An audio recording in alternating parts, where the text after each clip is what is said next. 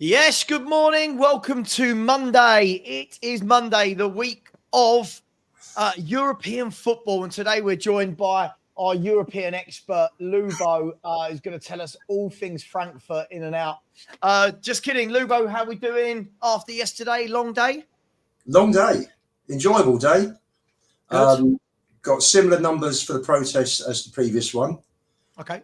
A lot more yellow in the streets. Banners, I'm sure you've seen them on Twitter, literally right the way across the front of the ground.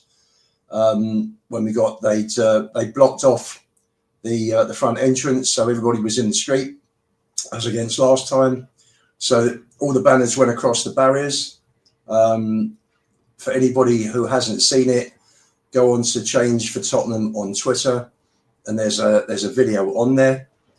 So that was the start. Then 3 points against a very poor Southampton team. Yep. And then we had a really good podcasters dinner in the evening.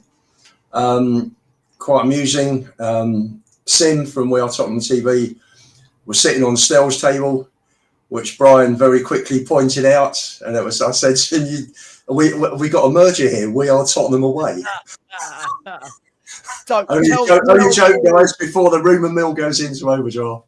Tell me he's realised how bad Ange is by now. Tell me. He said to me he is Ange out. Yeah. See, I think everyone gets there in the end. Those that are fighting it now are being silly. But hey, listen, Lubo, 3 points. It's felt like a very long time since we took 3 points. Listen, today I want to talk a little bit about the protest. I want to talk a little bit about the Southampton game. We'll have a look at some of the situation with the youth project and how Ange is bringing that along just swimmingly. We had some penalty drama, some VAR drama. But let's be fair, it's all geared up to this Thursday night. That's what all of this is gearing up to. So we'll have a chat about that as well. Everyone's fit now, give or take. I think was it just Dragashin and Kulu, the only and Danso. Yeah. I mean, sure. Yeah, Danso, Dragashin, and Dejan Kulusevski. Frankfurt lost this weekend. We won. They've had an extra day's rest. People can read into it whatever they want. Look, let's look at the game yesterday. Were you surprised when the team came out? Lots of people were expecting Stunny, Maddison, Romero, a lot of these players not to be playing because of two things. One, Europe on Thursday, and two, the fact that it is Southampton. And if you can't put Gray in midfield, if you can't put Tell out wide, if you know what I mean, if you can't put these people in against Southampton at home, you're never going to do it. Were you surprised at the 11? Yes, I was. He went for virtually his strongest team. Obviously, he left Mickey out. I saw Mickey limped off. They were saying it was cramp Thursday night. Whatever it was, as long as he's fit there on Thursday. So to bring Davis in at left centre back made sense. Yep. Johnson for Odebear. Odebear's been the number one choice for the last few weeks when he's had both of them fit. But Johnson came in, got his goals. Took his goals well, didn't he? Yeah, he did. His goals well, That's what he's good at, right? That's his game. It is. If I'm any manager now with Johnson, I'm saying, I don't want you out there.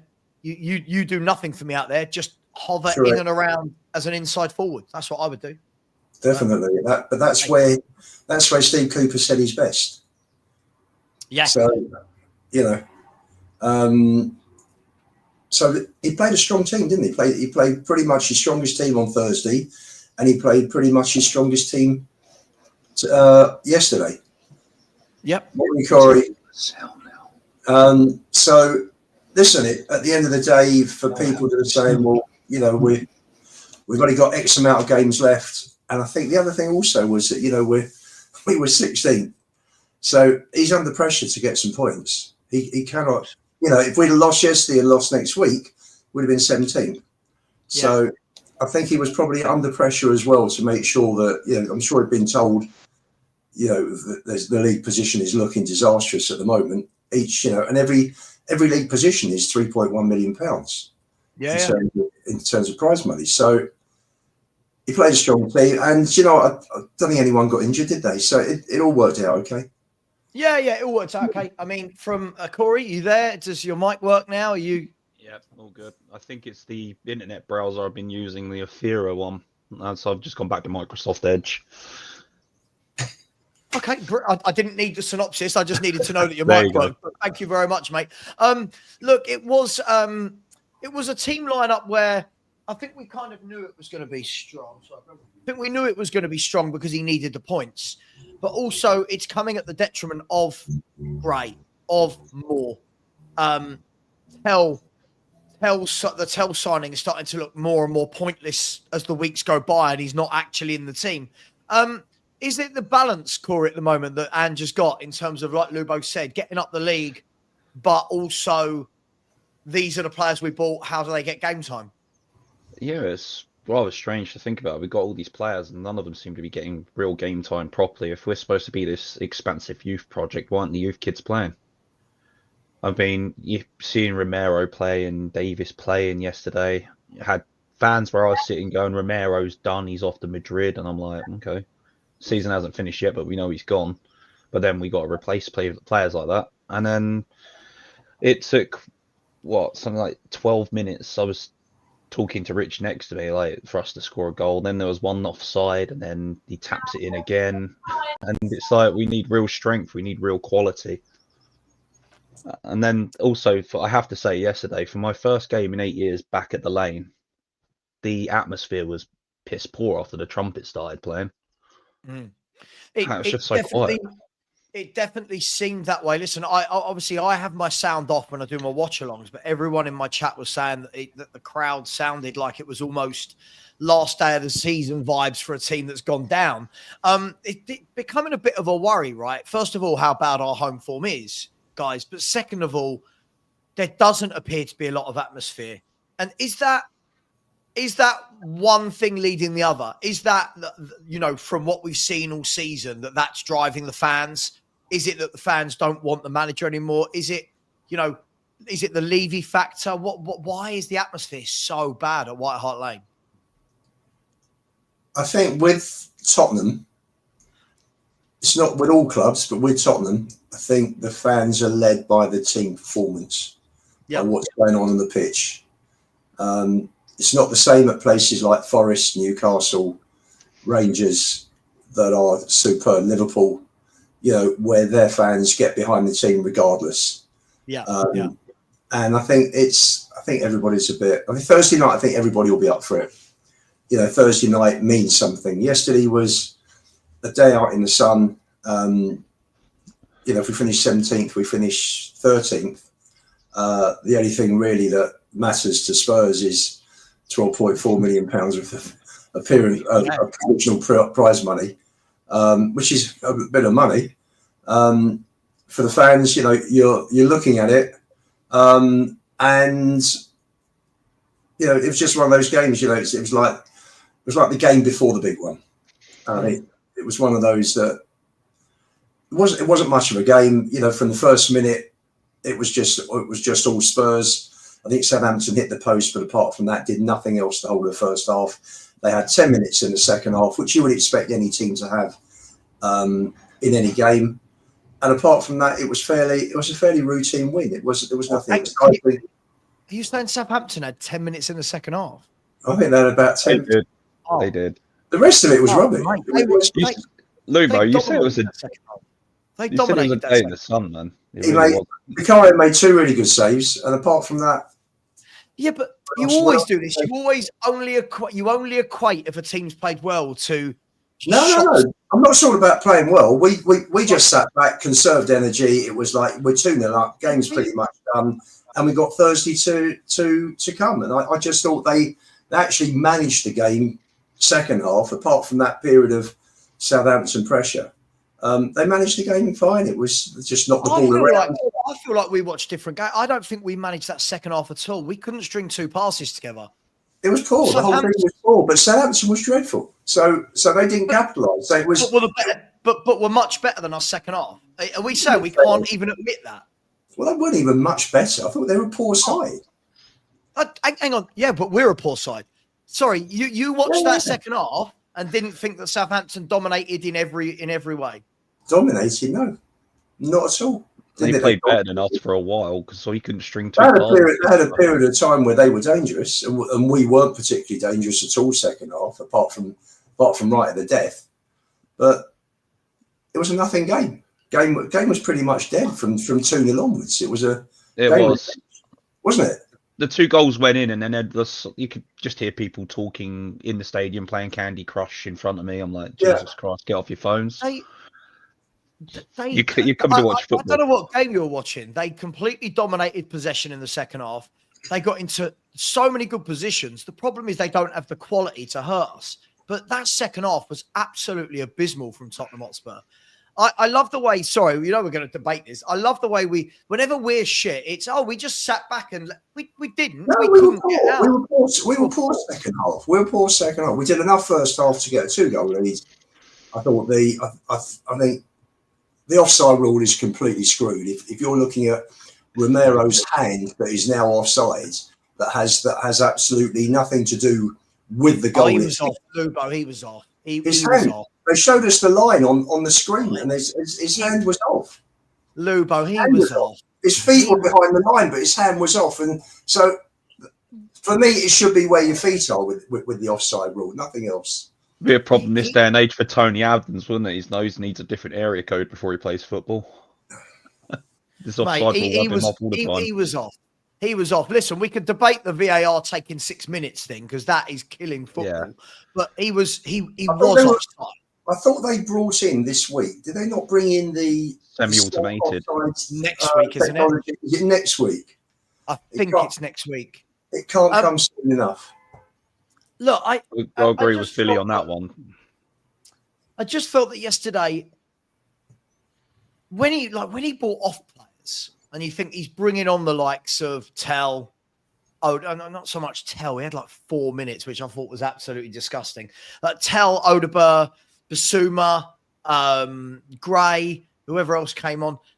I'm sitting there thinking, why is no one up for it? Why is have they just stopped playing for the manager? I get it. If we're going to talk about first team players that have down tools or conserving energy for Thursday night, but even the players that come on, there was no oomph, there was no gusto, there was nothing to actually give the fans something back after what the fans have been through this season. That was the true worry for me. It felt like that wasn't the 8th to last game of the season. It felt like that was the last game of the season. Well, that's what everybody said yesterday. That's what it felt like. It just felt like, there was nothing to play for. Southampton were down, regardless of the results yesterday. They're down. They knew they were down. I mean, their fans walked past us. After the march had finished, we were sort of stood outside the front entrance talking, and there were about 40 Southampton fans that came down from the station, all singing "We're going on a championship tour," and that basically summed it all up. I shook a few of the Southampton fans' hands, went, "Thanks for taking part this year," kind of thing. Yeah, I mean, but I think that was the worrying thing for me, guys, is that this is a dreadful Southampton team, and in the second half, they did have more of the ball, did have more chances, did look dangerous. And I'm sitting there thinking to myself at 2-0, I said at half time of my show, always, don't I? Nothing silly. Just keep it professional. And we couldn't pass the ball 5 yards. Solanke, we're going to talk about in a bit, was absolutely atrocious centre forward play. It just felt like, I don't know. I know I'm different to others. I know there's so many fans out there that only care about Thursday night now. But for me, this is wrong. This is just such a bad attitude. That game should have been 4 or 5-0. That game at 2-0 at half time should have been come out second half. Don't give Southampton the ball. Keep the football. Don't give them the ball. But instead, Southampton, you could see they grew into it. Started to get more of the ball. Started to work out how to get in down the channels. And that, for me, doesn't bode well for Thursday night. Really doesn't. No, it doesn't. And then what got me with the match is, like I said, it's my first game in quite some time since the lane was knocked down. 75th minute, me and Rich looked at each other, and Rich went, "Should we go to the pub then?" I was like, "Yeah, I need to get a drink," because I deliberately took all my money out so I didn't spend it in Levy land, 75 minutes walking out of a match because it just bored the hell out of us both. You had people sitting in front of us.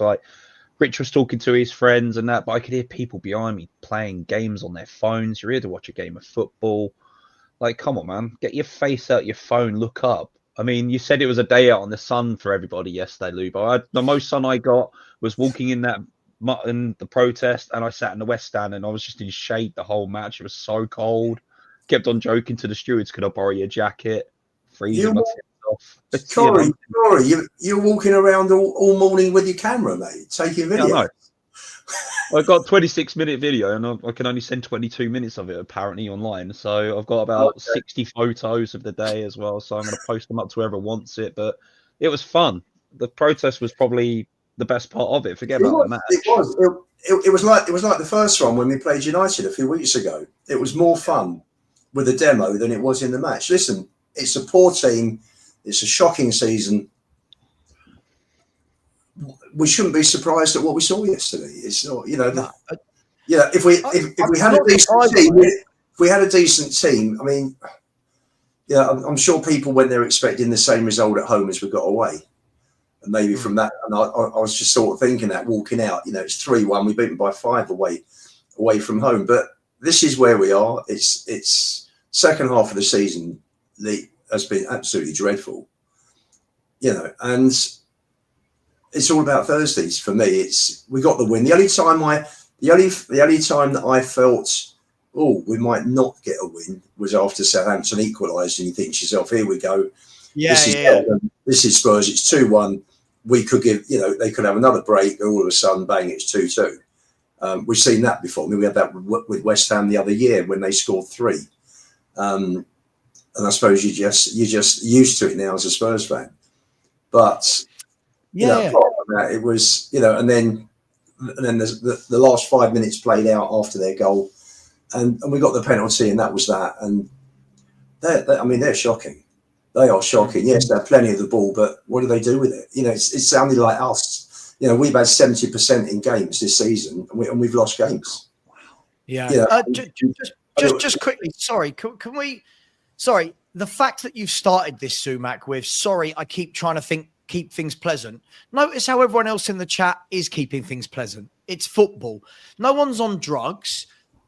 Second of all, I don't think out of Lubo's mouth, my mouth, or Corey's mouth, you've ever heard us say park the bus. So that's a lie. No, I don't. I've worked with Lubo for ages now. I've never heard Lubo say park the bus. I've not heard Corey say it, unless these guys tell me I haven't heard them. And when you're saying protect a lead, I think there's a difference, Zumac, between protecting a lead and letting the other team having all of the ball. Like, come on, dude. Like, just I don't like that. Are you guys on drugs nonsense? Come on, it's ridiculous. Yeah, that whole sentence from that guy is, what are you doing? Are you protesting, or are you just there as an Ange in? Leave you in, guy.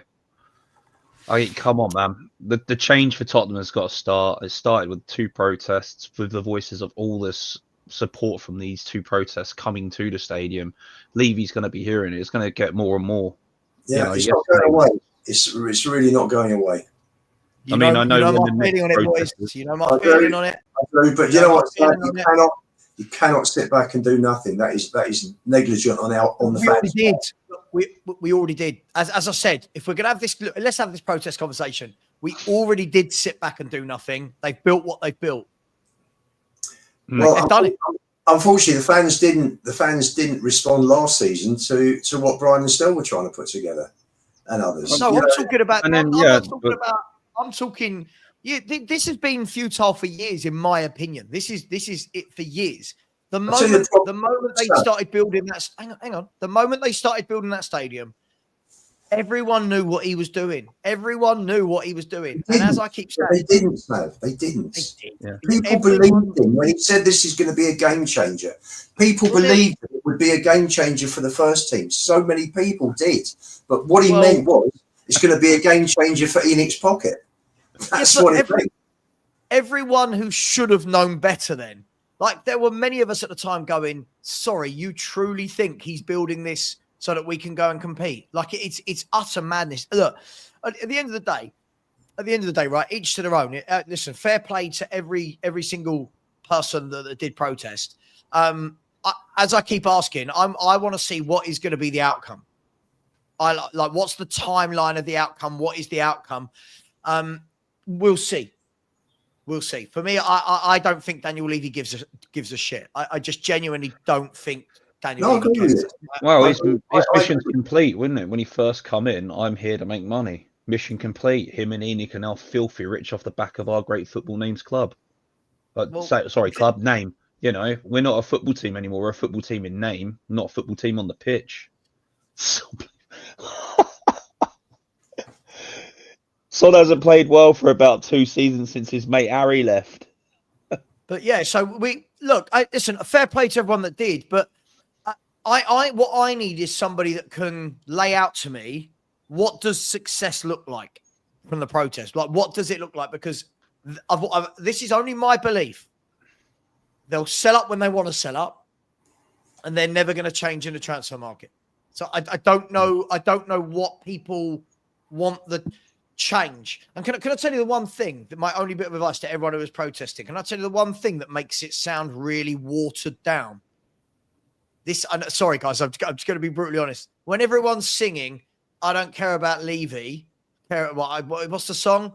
I don't care about Levy. Levy don't care about me. All I care about is Kulusevski. It completely dumbs down the whole argument. Yeah, I was trying to... Because instead of trying to think of like, we should be supporting THFC. I keep saying that at the end. Like, THFC rhymes with Kulusevski, and that's where they went wrong with it. Yeah, because the Kulusevski thing makes it sound light-hearted. Yeah, correct. It's half and half. Rather than... Like he's the best player in the league and... God, are we still talking about an injury cry?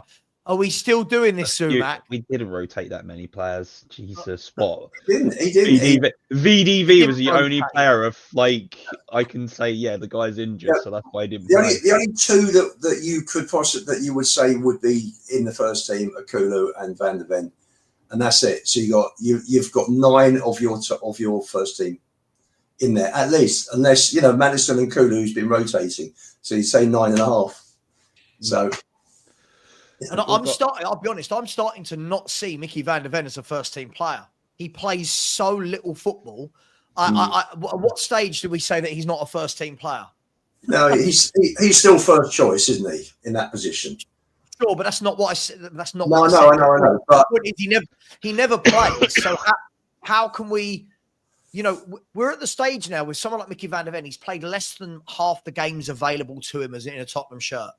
Less than half the games available to him. At what stage is it like it's a bonus for Mickey to play rather than Mickey to play? And he was awful against Chelsea, by the way. He was awful against Chelsea. Yeah. Really poor against Chelsea. I don't think he's fit. I don't don't mean match fit. I just don't think he's fit at all.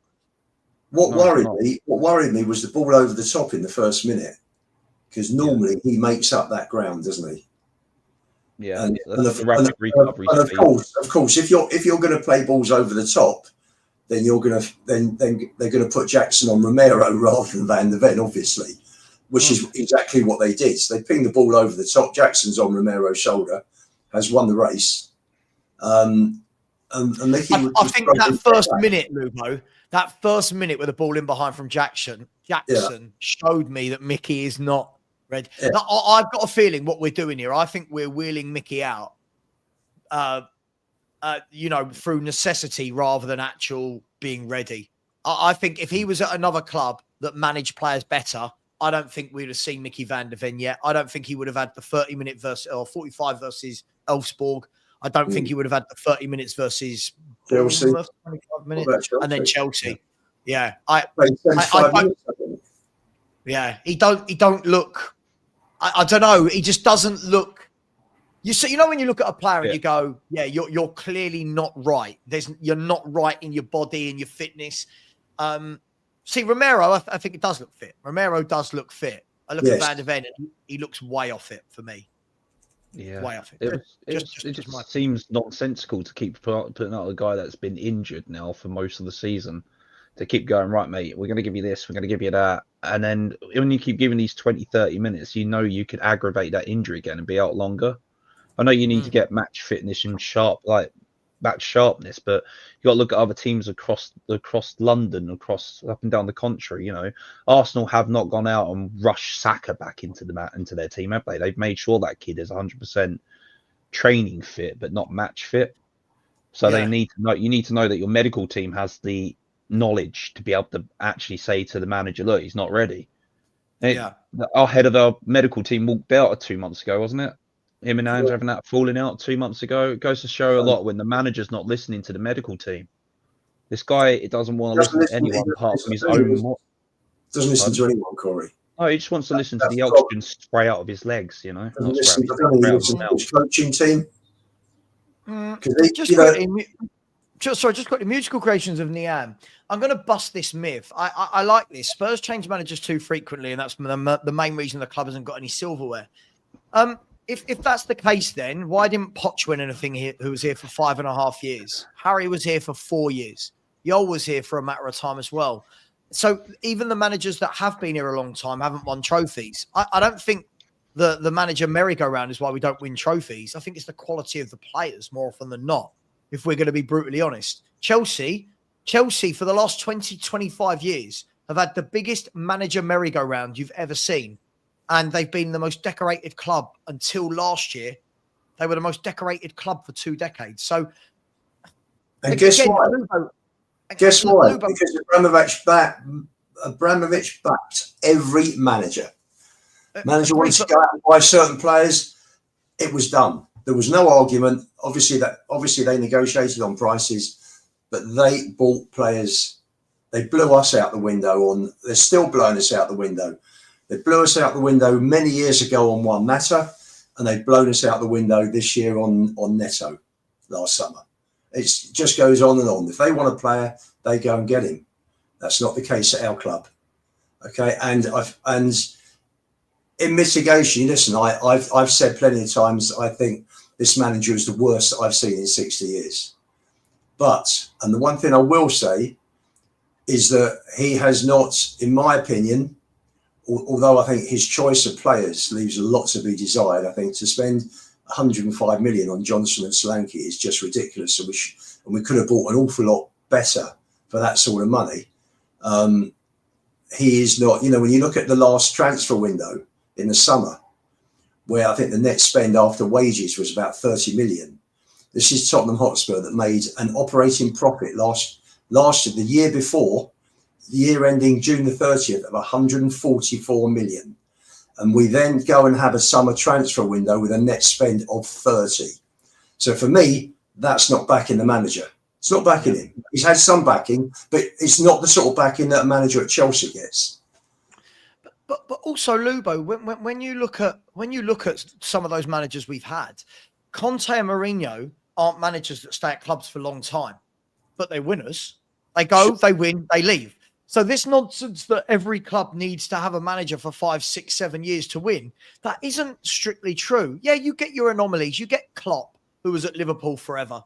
You get Ferguson and Wenger, but in the majority, and Pep. And Pep. But in the majority, no, I think Chelsea the anomaly, Sav. I think Chelsea the anomaly. Honestly, I think because if you go back over the last 30 years, I think so. Fergie, we know, was there for 25 years or something, 26 years. Wenger was there for 20 odd years. Yeah. So 20 years. Klopp was there for 9 years. Yeah. 9 years. Pep's been there for 9 years. He's got another 2 years. And these are the most successful managers, aren't they, over the last 3 decades? So, but those managers, but here's the difference. Those managers didn't need 5 or 6 years to win anything. Those managers go in and they win. Like they're winning immediately. Klopp took a couple of years because he had to sort Liverpool out, but was massively backed. If we bring it back to your earlier point, Lubo, look, you could bring in. I think they're clever. Sam, I think Fenway clever. Hang on, let me finish my point. You could have Jose Mourinho, arguably the greatest manager of the last 2 2 decades in world football, right? He could have been here 5, 6, 7, 8 years at Spurs. It doesn't mean anything if you're giving him Doherty's, Rodens, Sessegnons, Gedsons. This is my point. Yes, if you give Jose Mourinho 7, 8, 9 years at Man City, or Liverpool or Chelsea, yes, the man's going to win you multiple trophies. So I don't like this notion, Lubo. I hate this notion that just because we've changed managers before, that a bad manager shouldn't lose his job. I don't like that. That's like saying, oh, I've been in 5 failed relationships with women. Yeah. The 6th one is not going well. She's beating me. I don't enjoy it. I feel under threat. But you know what? The other 5 didn't work, so I'm going to stay with it. It doesn't make sense. If it's not working, you change it. But but can I just say one thing? People like this that want to talk about winning mentalities, right? Their mentality is the loser. No offense, big up to you, my man. That's the loser mentality. Just keep a shit manager because we don't want to sack someone else. That's not a winning mentality, is it? Not at all. You can't keep. Like, that's not. We kept it month by month, and our league position has been dropping month by month. Right. So at the end of the day, how much longer do you want to keep him? We're on target now with yesterday's win. We're on target to finish 44, 45 points. Hey! Off the We're top. not going down. We're not going down. There we go. The 40 is in sight, Lubo. The magical 40-point mark is in sight. There you go. So that's last year. It was 25 that we were behind the champions. This year we're going to be around 45. If it's 65 next year, guys, we're down. We are down. If this trend carries on, if he stays here next year, and we just get into a rut, and he is kept for whatever reason, I have no idea why this chairman is sitting there doing nothing. It's like he's in a coma. We know he's honestly say now, if this manager is still here next season, I'm done watching Spurs until he's gone. I mean, I'll be done. I know. I actually asked yesterday, do we know what hospital Daniel Levy is in? Because if he's in a coma, he must be in hospital.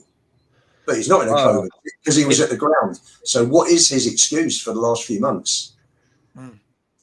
But sorry, Zoom, when we're talking about, we keep talking about Ange.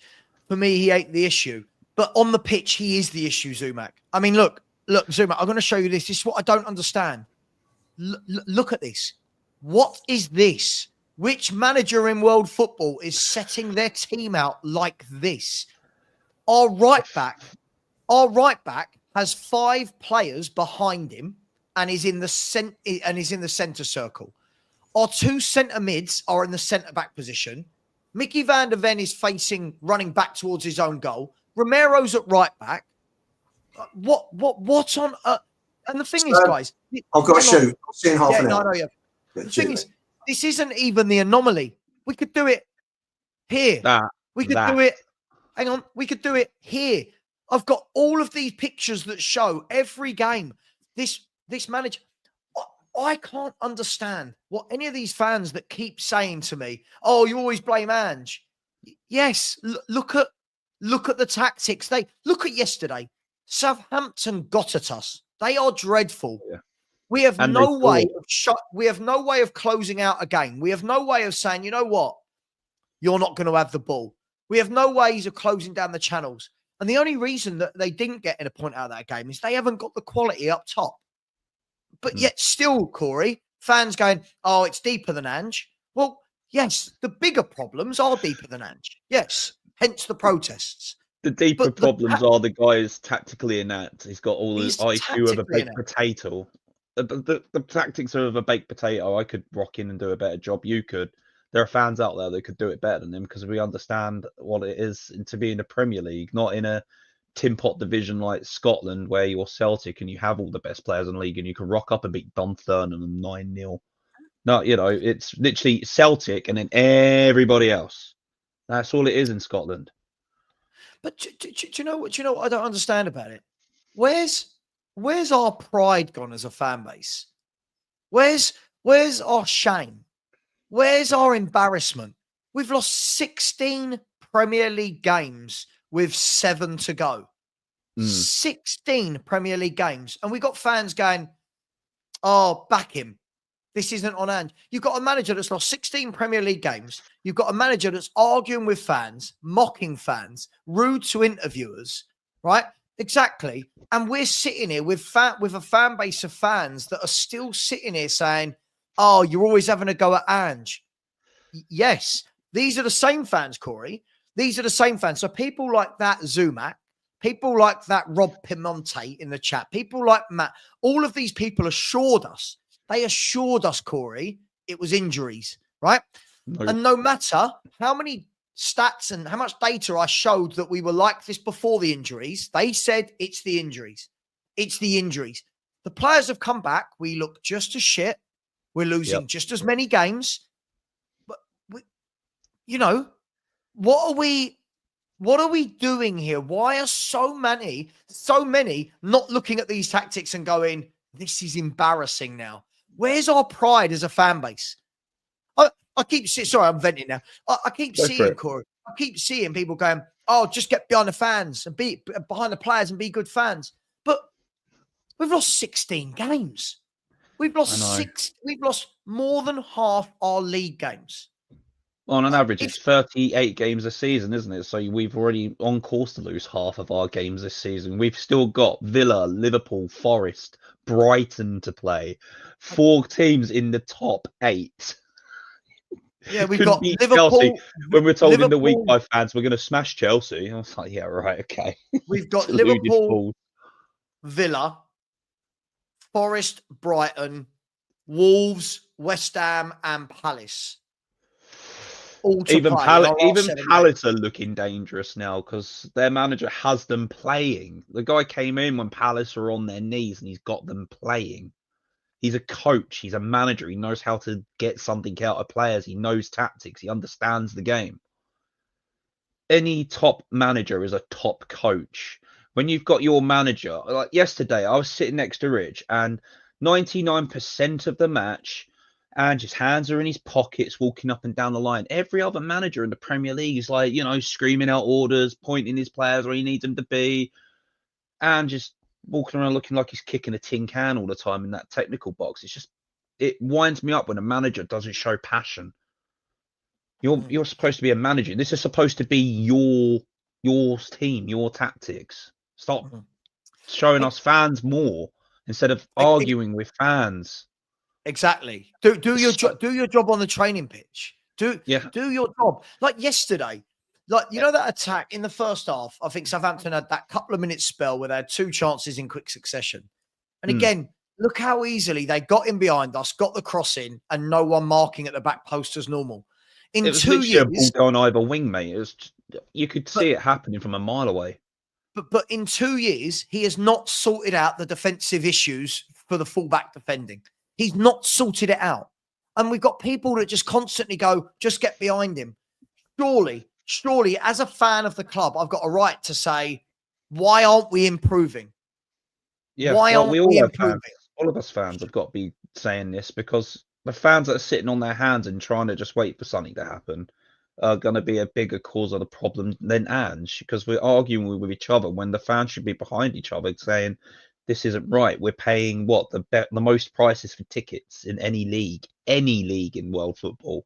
That's more. We're paying more ticket prices than what Man City are charging. And they win stuff. You can't charge your customers top dollar and give them a subpar project or plan or product for as many years as what has gone by right now.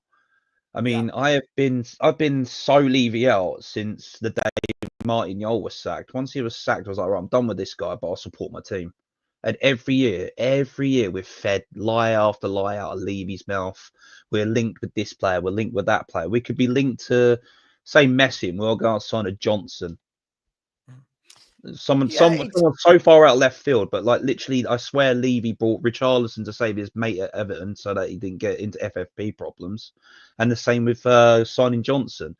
At that time, Forest were looking down the barrel of FFP sanctions, weren't they? And so then we go and overspend for a player of absolutely zero quality. Do you know what I use as the benchmark? Hang on, actually, let me do these super chats before I get to that. First of all, big up to Cy Green, who's become a new member. Big up to you, Cy. Seen you in the chat a lot and really appreciate your support, mate. Thank you very much. I really must do some member-only shows. The only reason I stopped doing them was when I put them on, only 3 or 4 people will come into the private shows. So it's up to, if everyone wants them, we'll do them again. But big up, Cy Green. Really appreciate you, buddy. Big up to Anthony Clark. with a super sticker, always with a super stickers. Big up to you, my man. Really appreciate you. Thank you very much. Big up to Tweak, who's also become a new YouTube member. Big up to you guys. Trust me, we've got a big year coming up for you guys. So thank you very, very much to you as well, Tweak. Welcome to the FHTV family. And Vineet, big up to you. Said, think the only thing Levy is holding on to is Ange, is because he's got someone who the fans hate more than him. So no reason on how Mason can be worse. See, look, I think there's a lot to be said to this, Vineet. At the moment, there is heat on Ange. And I think the comment I saw before, so big up, thank you very much for your super chat. The comment I just saw, let me bring that back up again, I think was absolutely spot on from, who said it? This, I think Jay Essex, he said, Ange will be gone, but it won't happen until the summer when Levy doesn't have to face the fans. I actually make you right. I think it will be first couple of weeks of the summer. Ange goes, there's no games, there's no one at the stadium, there's no protest, there's no nothing, and it will happen in the media. Yeah, we'll all talk about it online. Then we get on with summer transfer windows. I completely agree with this comment. Yeah. Corey, where I get annoyed is I look at, I always say down the road. I don't mean literally down the road like the Arsenal. Good morning to you as well, by the way. Morning. I look at, this has got to change. This has got to change. Yeah, 354 people in the house, only 102 likes. And have we had any subscribers tonight? We've had a few. Yeah, big up to you all this morning. Big up to you, Nick.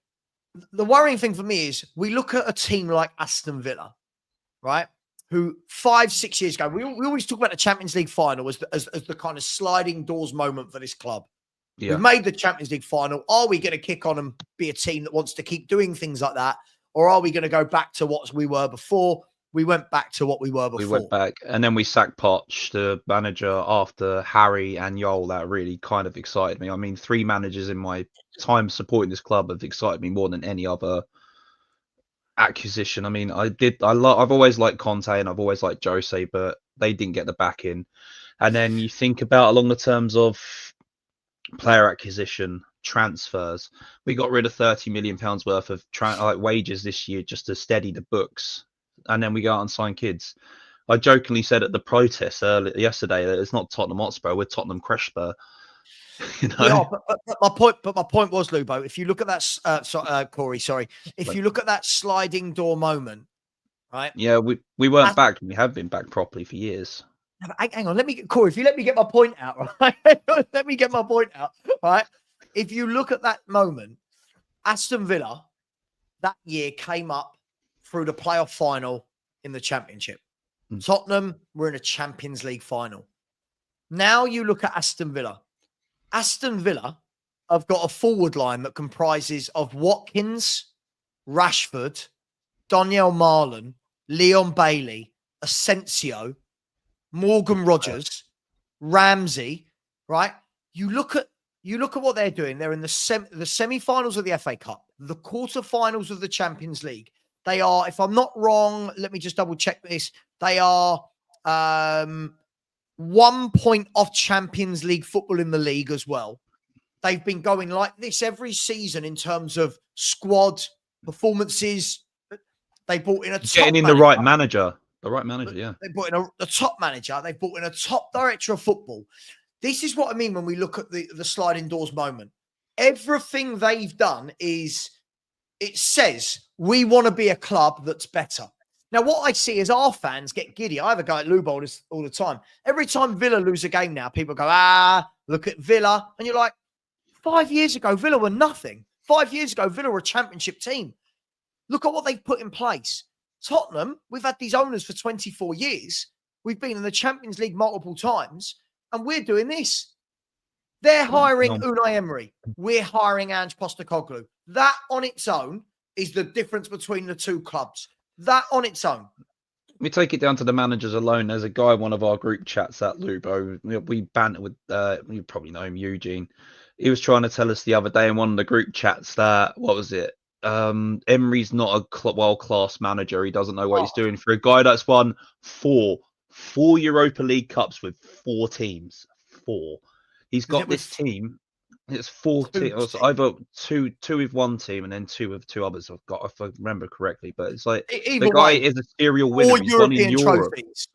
He knows how to coach a team. He knows how to get the best out of these players. He's got an eye for a player, man. He can spot a player from a mile off. Ange, he's kicking the can down the road. He doesn't know what he's doing. Tactics are wrong. We're just going. I mean, how many points is it now we've had since last season? 42, 44 since back end of last year going into this season. It's not many, is it? Do you know, and good morning, Mark, good morning to you. Do you know that Unai Emery, right, has been to 5 Europa League finals? 5, right? With 3 different clubs, and he's won 4, right? Now, if that's not impressive enough, right? 3 of those were 3 years in a row. Let that sink in. This manager won the same European competition 3 years in a row with Sevilla. Yep, right? the yellow In Spain. submarine. He then won it in 2020, 2021 with Villarreal when they beat Man United, if I'm not wrong, in the final. Right? I think he beat Solskjaer's Man United. Right? And he then lost one final in the Europa League with Arsenal when Chelsea beat them.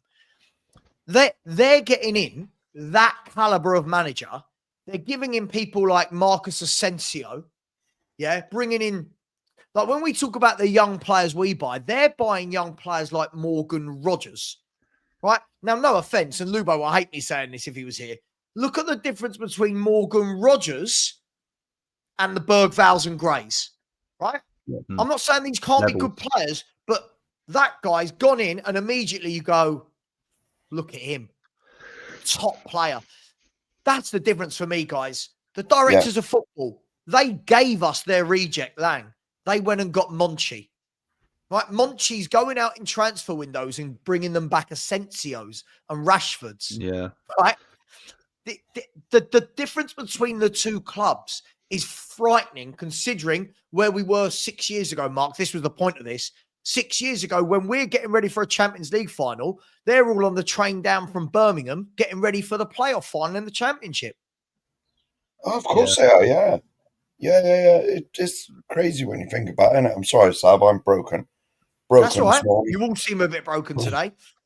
Yeah. I think all our voices are battered from yesterday. No, I'm broken. Absolutely broken. 24 hours travelling, man. In total, to get there and back yesterday. But to be honest, it's crazy. It's crazy where they've come from and where we were to where they are now and where we are now. You know, and we've had that Lang. What's he done? They were only too quick to let him go. Dreadful. Dreadful. They didn't put up a fight to keep him, did they? No, they didn't. No, I think they were happy to see the back of him, weren't they? To be honest with you, to be honest, he just walked out, and that was it. There was no fight to keep him, but there was no. It's like, I'll see you later then. And they've got someone else in who's better. We're just a mess, man. We're an absolute mess. I had these debates with Eugene loads of times. Eugene came on to me. Listen, I love Eugene. Really nice guy. Really nice lad. Nice guy, yeah. Really nice guy. But again, he's another one that came on and assured everyone injuries. Now the injuries are back and we're still exactly the same. These people have now changed their mind. Look, if Eugene's watching, I'd love him to come on now because he came on, I remember, and told me how he wouldn't swap Emery for Postecoglou. Like, that's where our fan base has lost the plot. Unai Emery would not have this Tottenham team in 14th. No, he would definitely not not. have this Tottenham team in 14th. Even any manager wouldn't do this. Any manager. Because we've all done it on our shows. I think when our channel first started, me and Cookie, big up Cookie, by the way, mate, if you're watching. Like, I met him yesterday, first time. Right. And we were saying, like, where we thought we would finish or where we thought we stood in the rankings. And we put us, like, between 6th and 8th. Have we got a better squad than Chelsea? No. Have we got a better squad than Liverpool? No. Arsenal? No. Man City? No, obviously not. But we were sort of put us on a par with Newcastle, Villa, maybe. You know, this is before like the sign the like the winter window. Yeah, and we sort of put us not top 4, but that sort of little bracket under it. Fifth to seventh in the rankings, and it was like, you know, if we get a manager like Pochettino, I know I keep mentioning him, that overachieved, we could easily be in the top 4. But no, what are we now? 14th, 15th? I don't know where we are now. 13th now, something like that. I watched none of the highlights from yesterday at all yet. I've not seen any of it. There weren't really any to watch. I wouldn't worry about it, Mark. Well, put it this way, right? The best highlight was the fingernail offside. When we left the coaching horses, me and Nige, to go back to White Hart Lane to come home, the game was about 55 minutes in, 60 minutes in, and we didn't hear no noise coming from that stadium. We heard the referee's whistle. We heard the referee's whistle as we were going back to White Hart Lane train station. But we never heard no cheering. I think we heard one cheer. And Nige said, "Do you think they've scored?" I said, "I don't know." You know, but we never heard no noise. We heard the referee's whistle once, and that was it.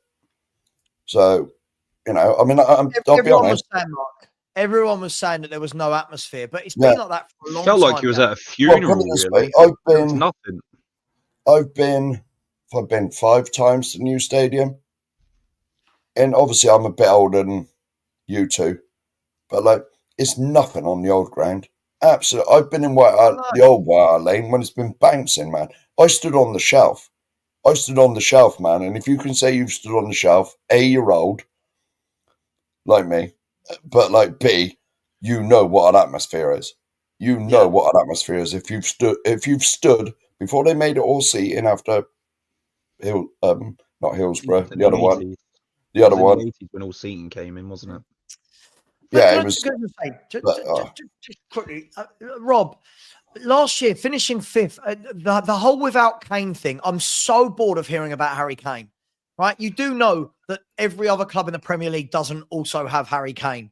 You do know all those teams that are above us. Crystal Palace don't have Harry Kane. Brentford don't have Harry Kane. Brighton, Forest. None of these clubs have Harry Kane. This is just so boring now. By the way, Ange Postecoglou never had Harry Kane. He left when Postecoglou, he never had him to lose him. When you're saying everyone seems to forget about that, dude, finishing 5th last year isn't something as a fan I go, whoa. Oh my God, it's amazing. Finishing 5th. Last year, Rob, he should have finished 4th. Can I say finishing 5th last year was a disgrace? Right? He should have finished 4th.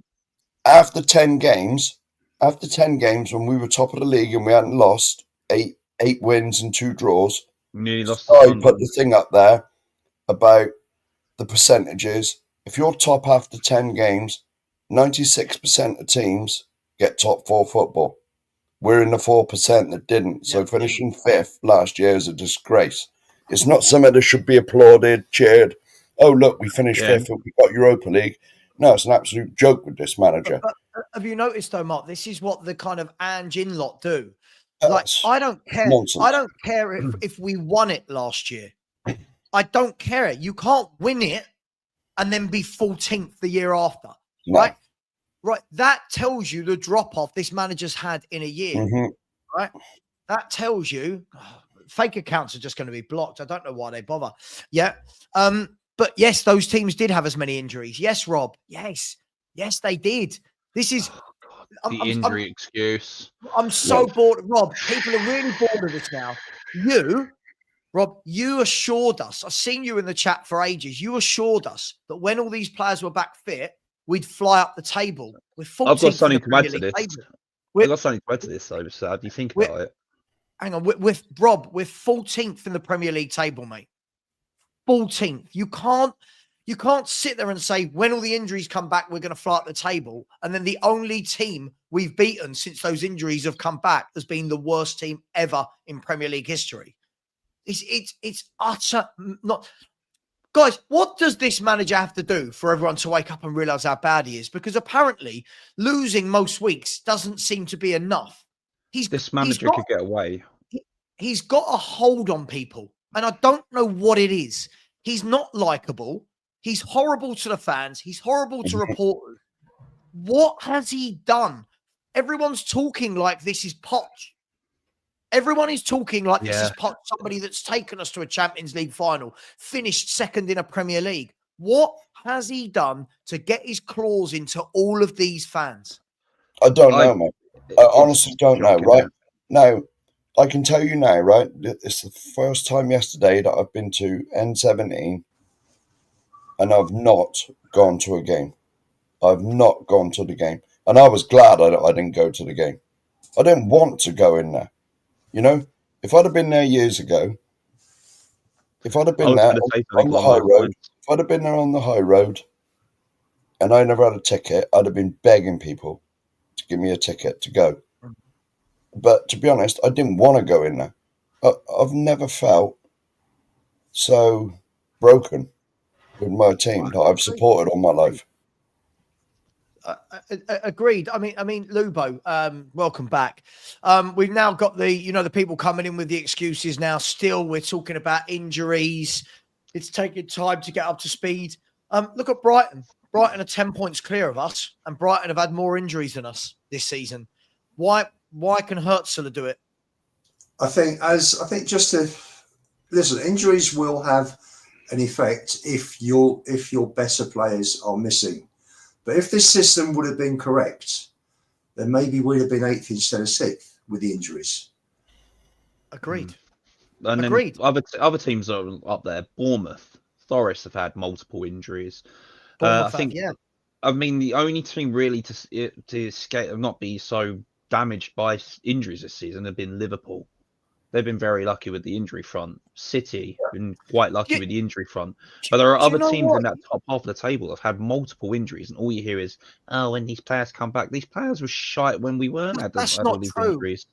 That's not true. When you're saying City and Liverpool have been lucky with the injury front, Man City have been absolutely decimated this season with injuries. Well, Rodri is their main miss. Rodri is their main miss, but De Bruyne's missed a chunk. Haaland's missed a chunk. Ake's missed a massive chunk. Diaz missed a massive chunk. What's his name? Kyle Walker missed a massive chunk through injury. Yeah, Gundogan missed a chunk. Bernardo Silva missed a chunk. Foden missed the first half of the first sort of third of the season, didn't? Like, listen, clubs deal with things in different ways, right? But the point is, Bournemouth, when they had all those injuries, they lost 1 in 16.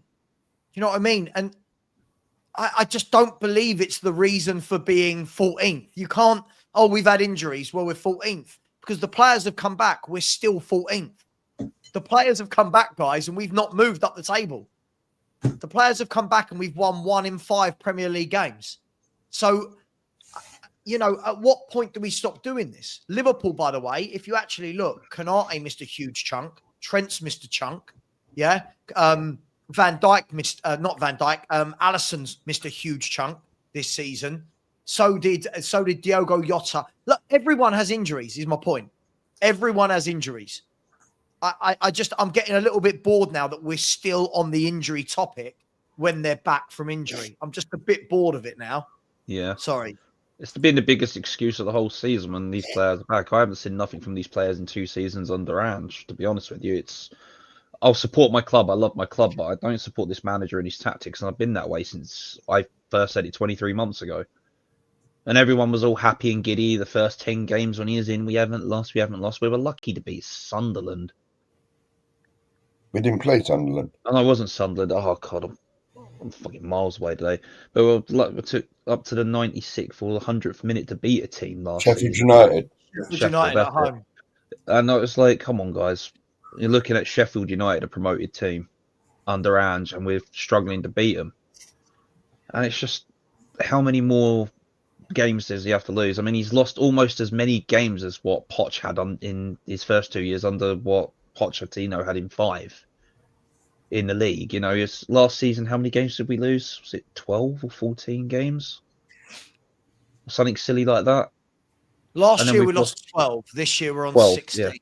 Was it 12 last year? Yeah. Yeah, 12. I thought it was between 12 and 14 last year. But last year we knew how to get a draw out of a game, you know. This year we can't even seem to get a draw. I mean, I know a point is a point, but look at some of these lost by 1 goal thing that keeps getting floated around. What a great way to keep losing lost by 1 goal. You've still lost a match of football. You can't draw out a game of football. What is going on? I'd take a point over a loss any day. So let me ask then, if he doesn't win the Europa League, is there any scenario in which any of you see him being here next year? No. Oh God, I didn't want him here like 6 months ago. I know, but I'm saying, can you see a scenario? Yeah, no, definitely. Well, put it this way, I believe the way the trend's going, if we do win the Europa League, I say if, and he's still here next year, we'll be in a relegation battle. It depends how good the 3 teams are that come up. Because let's face it, we're only not in there at the moment because the 3 teams in, 20th to 18th are just pants. That's the only reason we're not in amongst that. In my opinion, anyway. No, I agree. But I've got this feeling I think it's going to be exactly the same next year. Burnley, if they come up, Burnley have got nowhere near the quality to listen. They're brilliant defensively in the Championship. Don't score enough goals. They've got nowhere near enough coming into the Premier League. I look at Leeds. I mean, Leeds are doing their best to do what Leeds did last season as well at the moment, aren't they? They're doing their best not to win games at the moment and struggle. And then the other team is Sheffield United, who will go straight back down. But the worrying thing is, guys, I feel like, Luba, let me come to you. I feel like now we've got so many fans that are normalizing losing. I feel like we're normalizing being this bad now because of the number of excuses. Where's our pride gone, Lubo? Why aren't people angry that we're 14th? Why aren't people angry that the last 18 months with this manager has seen us? By the way, I looked at it this morning. In the last 18 months, over the form table, we are 14th, not just this season. Sure. So that's right. So why are people not angry with Ange for that? Why are there still so many behind him, Lubo? He's a smooth talker, isn't he? And he's convinced people. He's brainwashed them, not convinced them. He's brainwashed them. Whatever you want to call it. It's, for me, you look at a Spurs fan, for me, we've had a long, long time, give or take, without, with a few years, mixed in that have been okay. But we've had a long time of mediocrity.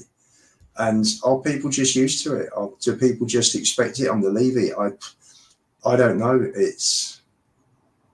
I don't get it. For me, it's about winning trophies, or it's about competing.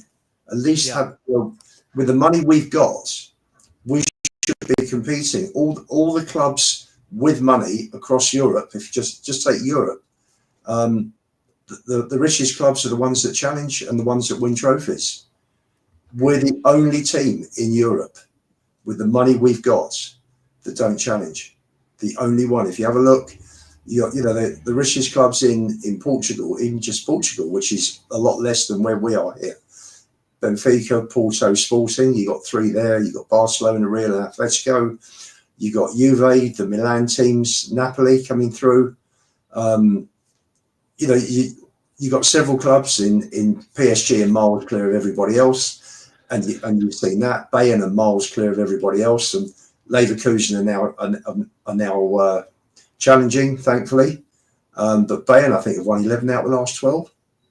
So, we are the only team with the money we've got and the resources we've got that don't challenge, because we are the only club with owners that are risk averse, that are not prepared to put the extra money into the club where there is a risk. You can spend X amount to take you up so far. It's that final jump, and they're not prepared to risk the money to make that final jump. The best saying, risk averse. Spot on, Lubo. We did a Villa bit while you weren't here, who aren't risk averse. Villa are risk. What's the opposite? Risk happy? whatever. Well, whatever, yeah. Maybe. Do you know, But Ian? the thing is, you look, if Villa get Champions League football again, by the way, right, the risk has paid off. Even if they don't, they'll find a way. Even if they don't, they'll find a way because their owners want to make it work. Their owners want success. They may have to go back a step, like Newcastle, because Newcastle had to sell Elliot Anderson and Minter to Forest and to Brighton, and they'll sell a Jacob Ramsey. Sell Nemeth as well, and they didn't want to sell Nemeth, did they? So but they'll sell a Jacob Ramsey for 50 million. Yeah. You know, well, they got 60 for Duran, didn't they? Yeah, mate. Yeah. But do you know what? If you're a Villa fan right now, right, what on earth could you be upset about at your football club? You're bringing in good players every window.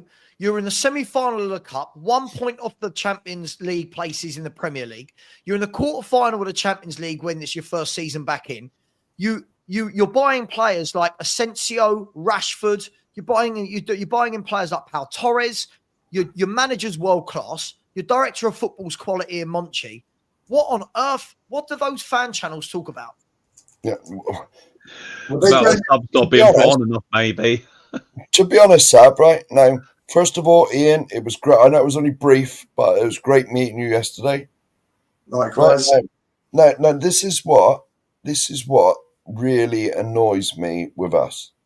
Right now, as Ian's just said, we've got, I don't know, there's so many richest in the world, right? But we've got no ambition to actually do anything. You got to remember, 5-6 years ago, when the stadium was being built, what all the guff we were told, this is the game changer. This will allow us to compete with the Man Cities, the Chelseas, and all that. And it's not happened. It's not happened. If anything, we've regressed through building this spaceship. Money printing machine. That's all it is. It's money laundering, more like it. Well, it's not money laundering. That's illegal. But like it's a license to print money. That stadium, it really is. It truly is, and we have regressed, which is not what we were told. It's definitely not what we were told. Oh yeah, big up. Did you believe him? Did you believe it, Mark? Come on, we all knew Levy was lying. I knew. We all knew he was lying. In my heart, I wanted to believe it, but my head told me, "Hang on a minute, is this really going to?" Well, put it this way: it's the same. It's the same in life. It's the same in life, right? If you've got to see it to believe it. You know what I mean? And when you saw the size and the vastness of this stadium, nearly double what White Hart Lane was, you know, well, it is nearly double. Yeah, give or take. You know, it's getting that way. It will take a few thousand seats. Yeah, give or take. You know, I mean, you can say it's double what White Hart Lane was. You know, and we've gone backwards. Since the damn thing was built. I have a theory between what it was at White Hart Lane compared to what we got now. At White Hart Lane, you still had a loyal fan base of people that were there week in, week out, grown up, supporting Spurs like all of us here. You know, you compare that to a new stadium being built, which is twice the size. Most of our fan base is being either priced out or been called some hideous names by this ownership. We were called, what was it, legacy fans? Yeah. How insulting is that to your fan base? Legacy fans? But no, we're fans. You're replacing these so-called legacy fans that have been loyal to this club, putting money in your pocket, Mr. Levy, for close to 3 decades. But Corey, what doesn't make sense? What doesn't make sense? We're talking about the ground, which was built because the money coming in, you know, Enoch said, you know, the money coming in from a ground that's 36,000 will not be enough to compete going forward. What doesn't make sense is that the highest profit we made in our history, which was 138 million, was the year of the Champions League final. Yeah. So you can see, you know, even if you're just a financial person like Levy is, you look at the figures there and you see, well, financial and football success does correlate. So if we can make this, wouldn't it be great for Enid to make this sort of money every year, or 100 million profit every year? But no, it's just not interested. You know what? They'd rather do what they're doing now, and they'd rather have £282 million operating profit for the last 2 years and write it down by, I mean, what are we now? Last year was 80. This year was 86 last year, 26 this year, 112, 282. So they've actually written down the assets by 394 million in turn, or written down the profit, written down from the profit to get to there. And that's what they're doing. That's sure, what they're but I'll go back to my original question. Did any of you actually think it was going to change? I've said this is why I was hated so much on X when I was on X years and years ago. For that reason, I thought maybe they might just see that they've made big profit with a successful, about a great run in Europe. They finished fourth again. I think Poch was fourth. But as we talked about yesterday, Lubo, as we talked about over the weekend, it's okay saying we made profit and he wants to see that again. But the problem is up front, to make that profit again, you've got to do the heavy lifting at the beginning. Oh, yeah. And this is what he doesn't want to do and never wants to do. So I get it. Let's say we finished Champions League places and got to the quarterfinal of the Champions League for 5 years running. Let's just say huge profits of over £100 million every year for the club, right? Yeah. Just on the football side. Problem is to maintain that. How much money are you having to pay on transfers and wages to get to that point, right? And that doesn't fit the business model, does it? No, and that's my point. So when everyone, I get what you're saying. I agree with what you're saying. But for years, I was literally saying to everyone, guys, this, same way Stell was. Before I knew Stell and Brian on Twitter, before I knew them, and we knew of each other, and we were sitting there going, who out there is believing that we're going to change the model? Who believes this is a game changer? You're negative. The same things I get now about Ange. You're negative. You always look for the glass half empty. I'm sitting here 6 years later going, can anyone show me what the bloody point of the new stadium was? Corey's right to a degree in terms of that stadium has allowed, rather than the 32 and a half, wasn't it? 36? Yeah. 36. So rather than 36,000 diehard fans that are singing at each other from stand to stand and blah, blah, blah, it's now diehard fans in there with the rest that are there for a corporate day out. No offense, but all the South Koreans there with their sunny banners and the shirts. And of course, things are going to change. But with that in mind, how does it ever change when we know Daniel Levy's not going to do this? Daniel Levy's not going to get to this summer and go, do you know what I need? I need 4 or 5 Marcos Asensios, for example. Like you watch, I bet Villa find a way to get the Asensio deal permanent. I bet you they do. Spurs will go. I can say now for Brighton, that'll be a loss for Brighton if Asensio leaves. But my point is, they'll find a way to get deals like that over the line for players that go bang straight in the first team, top quality, improve the 11. What we will do, seeing reports this morning, is Dominic Calvert-Lewin on a free, things like that. That's where we're at, because it's cheap. So what I think he's going to do, he's going to bring in a manager that he hopes and prays does what Redknapp did. Hopes and prays done what Poch did.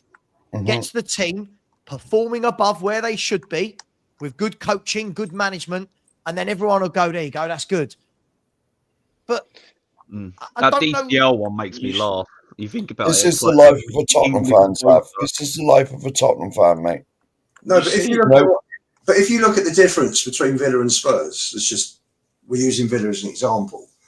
And the Villa are a good example because they are looking now to push their way into the top 6, which is their way of saying, right, we're going to push ourselves in. We're going to be one of the main competing teams. They sold Douglas Luiz. They brought Onana in. We got rid of fringe players, but instead of bringing and the fringe players were coming in like Lo Celso and Højbjerg last year. And what we did is that we replaced them with kids who were bought for next season, not for this season. Whereas Villa replaced player for player for their first 11 for this season. And that's one of the reasons, apart from the fact that we play a kamikaze system, that's one of the reasons why Villa are much higher than we are. So, you know, you only have to look at you only have to compare transfer windows just to see what's, and however much I love Graham Bergvall, they were bought not to go straight in the team. They were bought for next year, for next season.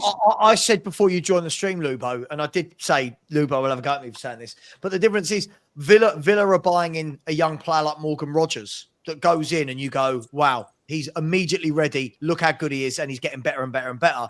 We're bringing in young players like Bergvall and Gray that, let's be fair, only got there. I mean, Gray's only played because of injuries. Bergvall, to be fair to him, is the only one now that's actually playing as a kid. He's the only one that's nailed his spot in the team. But look at the difference in caliber, and look at the prices paid. Look at the price that Aston Villa paid for Morgan Rogers. Who scouted? Who looked at Morgan Rogers and went, "Wow"?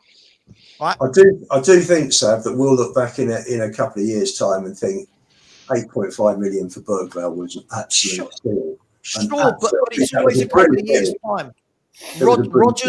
Rogers went in immediately. Rogers went in immediately and is a first-team player for a team in the quarterfinals of the Champions League football again, FA Cup semi-final. Morgan Rogers went in, and you watch Morgan Rogers play. He's a class above anything we've got coming through. Wasn't he picked up from the Championship as well, Rogers? Hang on, but what would Morgan Rogers do under Ange, and what would Graham Bergvall do under Emery? So you just flip it. No, he's a better player. Sorry, he's just a better football. He's a better footballer. He's class. Yeah. He's quick. See, the thing is, Dan, let me bring you in here. Dan, let me bring you in here. I get it, right? Listen, I don't like Ange, you all know, right? I get it that the tactics can hamper certain things, but the tactics don't suddenly make players have a bad first touch. Okay. The tactics don't mean that players like Rodgers wouldn't be able to get on the ball, drive forward, and you go, wow. Dan, what do you make of all this? Look, I'm still going to stand by what I said when we first got this manager, and that is the fact that he has had the easiest job a manager has ever had in football at winning over a fan base. As all he had to do was kick the ball forward, and I'll say 80% of the fan base was on his side straight away. I think we've actually managed to get ourselves in exactly the same position that we were when we got him. The next manager to win over a lot of this fan base has got a very easy job. As all he's got to do is show that he's got half a clue how to play football. As all he's got to do is show that he's got half a clue on how to use a defence and an attack. And he's going to win a hell of a lot of the fan base straight away if he can do that. Yeah. Now, to keep it going, that's a whole different kettle of fish. I'm just talking about winning the fan base over. We are at a point now where we are so run down with this manager, like a lot of people felt with Mourinho, Conte, whatever, just being defensive. And as all Ange had to do was kick it forward. As all this manager's got to do is just put a little bit of passion on the sideline and just show that he's got half a clue on how to adapt. And you're going to have probably everybody sitting here right now, I can vouch for, sit there and just say, thank you. We've got a manager that actually looks like he knows something about football. So to win it over, he's got an easy start, as far as I'm concerned. With what you're saying, tactics, it does have a big effect on the way players play, I think. If you're playing a player that just does not fit into these tactics, you are not going to see the best out of him. Sure. But it shouldn't affect their first touch, right? That's what I'm about to say. Yeah, I mean, it shouldn't. If the tactics don't suit him, whatever else, he shouldn't go from all of a sudden being able to control the ball, turn around and pass the ball to the fact that every time the ball hits his foot, it bounces 5 yards off that way. Yeah, it shouldn't have that sort of effect on it. But in a long-term effect over the game, you're going to see a big difference in the player because he's not playing to what he's good at. But no, it shouldn't affect a player's first touch on the bloody ball. Not at all. And the other thing, Dan, as long as he doesn't argue with the VAR in his first game, As long as he doesn't argue with the fans in his first game, he's won them over. You know what I mean? How many times have we seen? It's all he's got to do, Mark. He's just showed that he's just even an average manager that knows how to defend. Tactically exactly. Yes. And it is exactly, man. He knows how to set a team up properly. It is actually quite a simple. He doesn't even know he doesn't even have to be practically good. I feel that a lot of us are just that run down with this manager who has not got a bloody clue on how to do anything except kick a ball forward. And even we're now at a point for the past 8-9 months where I'd say we don't regularly kick the ball forward, we kick it more sideways, backwards. He's got pretty much the same job as what Ange did, and that's just he's just got to show he's got half a clue about bloody football, and there's going to be people on here like us just sit here and go for it, mate. Let's see what you can do. Yeah. I just truly thing that believe. gets me. Sorry, go on, Corey. I was going to say another thing that's really, like I said earlier, drives me insane with Ange. He's there with his hands in his pockets on the technical line. Other managers are screaming at their players. I've seen it live. Has really pissed me off compared to being on TV. The guy's walking around looking at the floor with his hands in his pockets, looking like he's kicking a can, man. This manager just doesn't have any interest. He's there getting paid handsomely for a job that he's not even doing at all. Any other football manager in history that has argued with fans has either been not suspended, wages docked, or sacked. This guy's got a track record of arguing with fans now. You can't be doing that with fans. They're the ones paying to go and watch this team, paying for merchandise, buying drinks at the stadiums. You know, it's just. I think the word you're looking for, Corey, the word you're looking for of what he hasn't got is motivation. Yeah. On that sideline, there is absolutely no motivation of this manager whatsoever. Nothing. But he's been like that since game one. So I just want to listen. I keep seeing these comments all season. Right? I'm sorry. None of our players are great players. Yep, don't have to have great players to do well. And no tactics. Create the will to win and fight for every challenge. You need chemistry. We have none. Well, we have no chemistry because of the manager. Most managers would struggle with this poor squad. I'm sorry, guys. I will go back to what I've said all season. Look at Fulham. Are we truly saying Fulham Football Club have a better squad of players than Tottenham Hotspur? Please be honest with me now on the panel. Fulham. I said this. I said this when I first come on it. Me and Cookie on our first show, we did where we thought we sat. And we put us sort of 5th to 7th in that area. You know, we haven't got a better squad than Liverpool. No, we haven't than City. No, we haven't than Arsenal. No, we haven't than Chelsea. But you know, I'm sorry. Look at this. Is just not true. If Glasner can be above Spurs, right?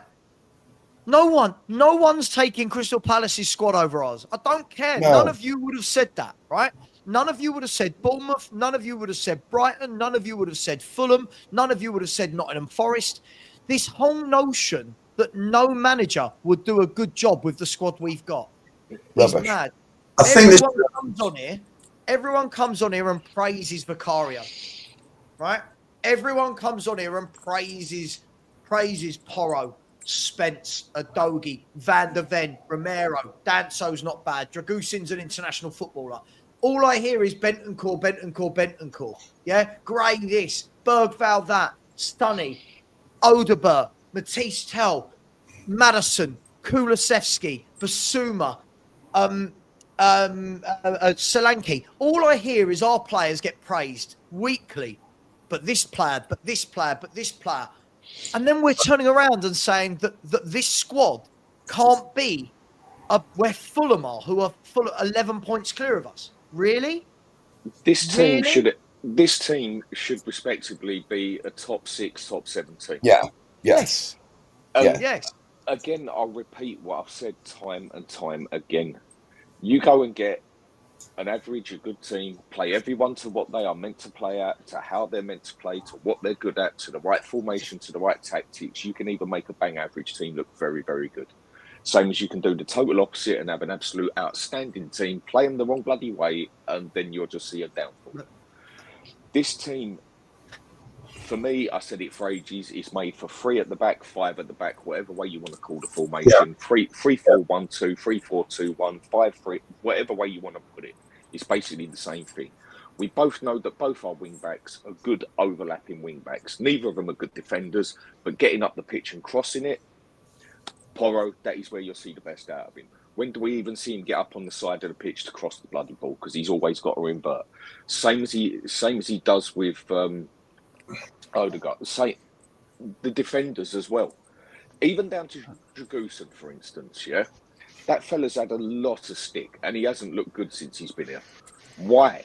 Because we don't play him as a centre-back. And that's all he is. He's an old-school centre-back. He's not a ball-playing defender.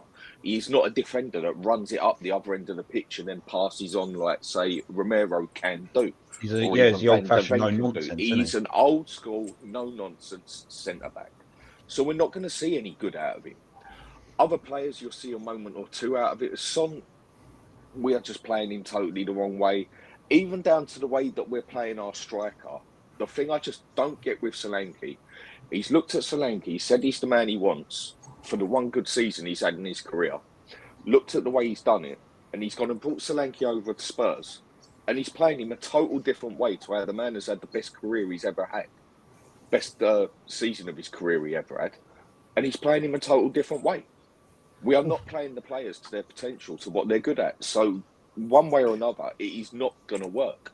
About the only one you can say out-and-out improvement is Vicario, and that is just down to the amount of work he's had to do with the amount of shots he's had on him.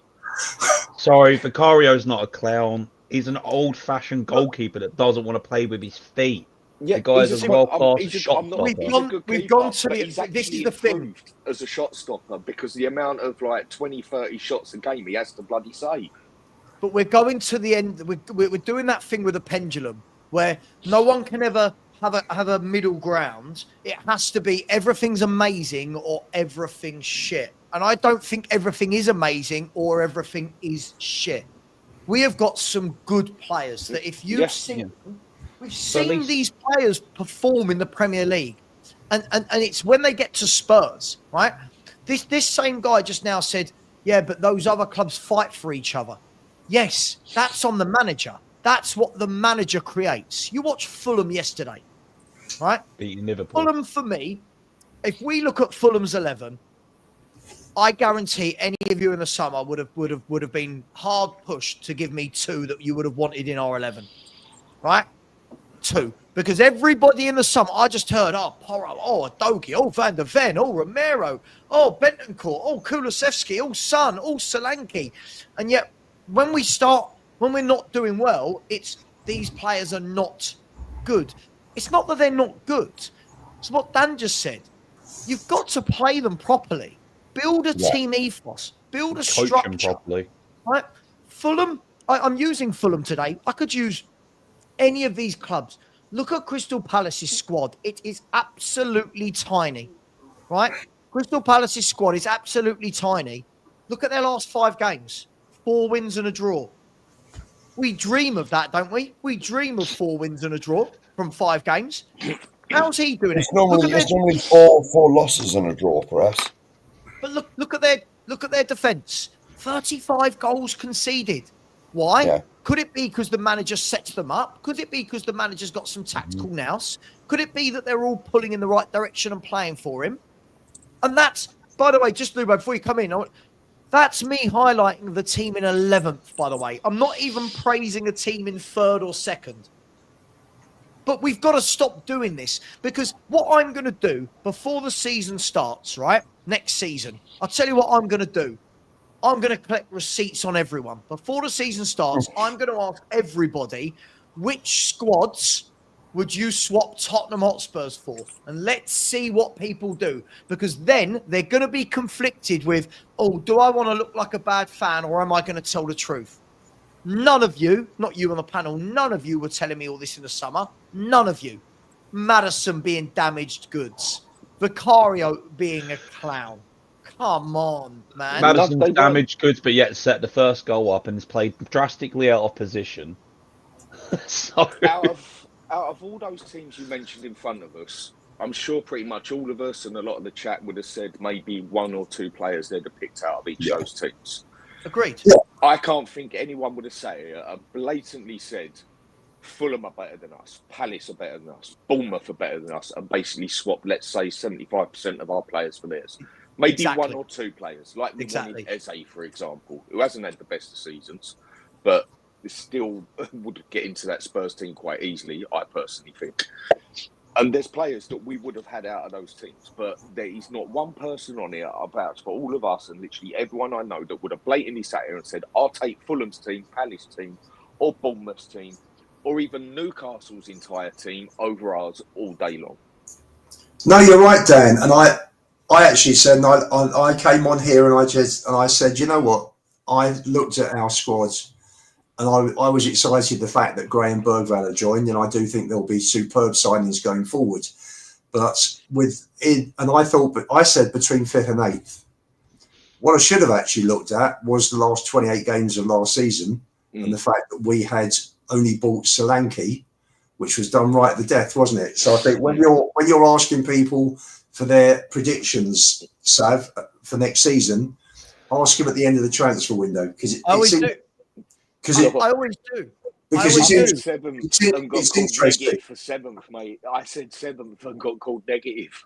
Yeah, now, Lubo, most of our fans were saying top 4. I don't know how many times, Dan, you and I in the summer had to hear, "Oh, you don't know, Ange. Watch what he does in the second season. Watch how we tweak and adapt." They've all got it very wrong. Now they're all going, the same people. Savva's negative. Yeah, Savva's negative. I predicted 7th. We're 14th. Yes. I got it wrong by 7. I got it wrong by 7 league positions. Yeah, no, come on, Sav. You're ultra positive. You are. You always have been. Oh, don't forget, we're the 3rd top goal scorer, Sav, in 14th. You're too positive, Sav. I know. That's what it boils down to. The only cup we've picked up this season is we've lost by one goal cup. Like I said earlier, losing by 1 goal, still fucking losing. Come on. That makes it even worse for me, yeah? Now, okay, you're only losing by 1 goal. That looks better than losing by 3-4 goals. I totally get that, yeah? But the fact that we've lost the majority of games and people are saying, yeah, but it's only by 1 goal. The fact that during the rest of the game we can't get that bloody 1 goal back, to me, makes it even worse, if that makes any sense to you. What we should be looking at.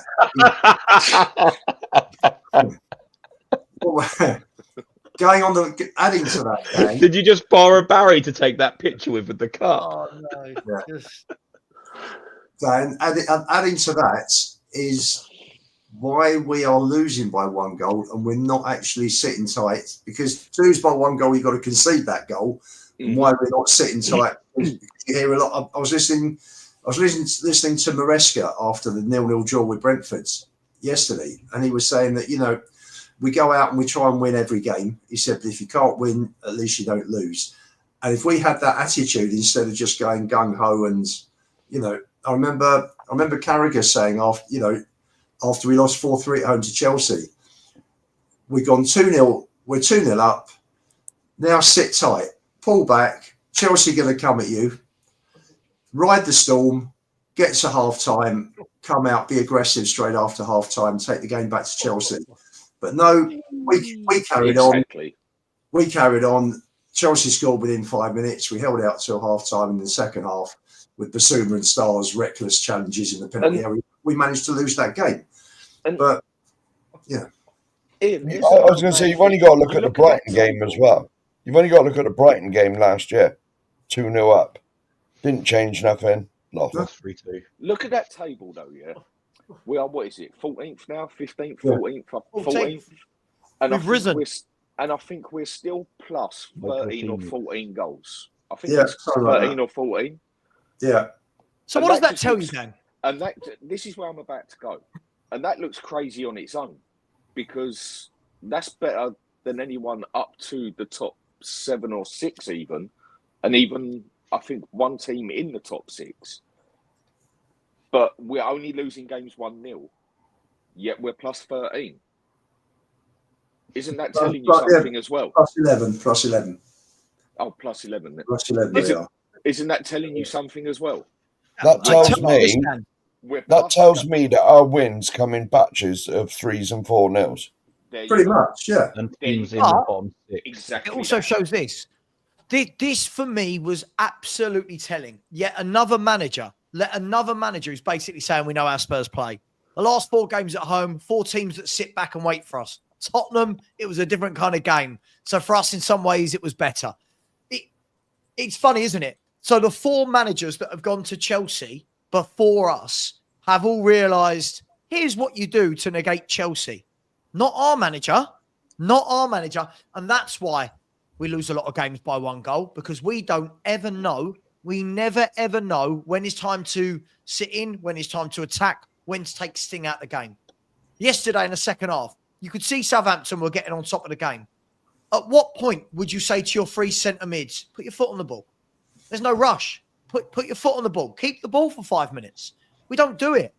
It's gung-ho. We're trying to hit Solanke really quickly, and the ball's bouncing back because he's an absolute donkey. He's coming back to us. We're giving it away again. Eat, sleep, repeat. But Gary O'Neill did it, didn't he, on Sky Sports? Came on and told everyone how you beat Spurs. Yeah. Right? How many managers now have come out and said this type of stuff about Spurs? What did Ange say in his what did Ange say in the pre-Chelsea thing about we're going to have a fight with them? You know, we're basically going to give as good as we get and see where it takes us. You know, what sort of nonsense is that? It is, and if you look at our record this season over the 31 games, if you take the 16 games against the clubs in the top half, we have 8 points. 1-2, drawn 2, lost 12. If you look at our results against the other bottom 9, we have got 29 points from 15 games, which is virtually, which is, if it carries on like this, it's virtually pretty much a win and a draw against every club. So we are where we are. The results say that. We know, okay, we're 14th. Palace are 6 points clear of us in 11th if we're talking the bottom half. Palace will push on. They'll probably get in front of maybe Bournemouth, maybe Brighton if they carry on with this form. And we do need a change, because win the Europa, which is possible but unlikely, win the Europa or not, you know, we're not going to win the Champions League next year. So the focus, we're not going to be in it. No, that's right. No, but even if we did get there, Dan, we're not going to win it. Whereas we do have a chance in this year's competition, because there are no teams of the level of Champions League teams that are there. Maybe Bilbao, but no one else.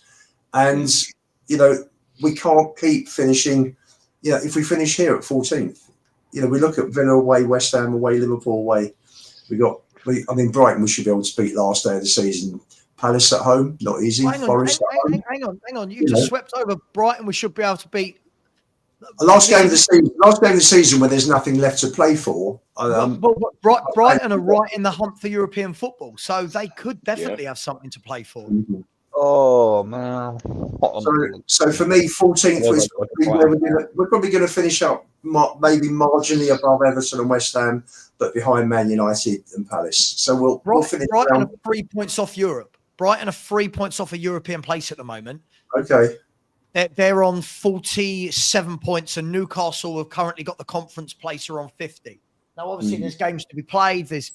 But I genuinely look at it. Not so good, is it? So Brighton's form recently, I don't think has been that great, has it? I mean, they got Leicester at home, Brentford away, West Ham at home, and then when they go into May, they're at home to Newcastle, away to Wolves, at home to Liverpool, and at Spurs.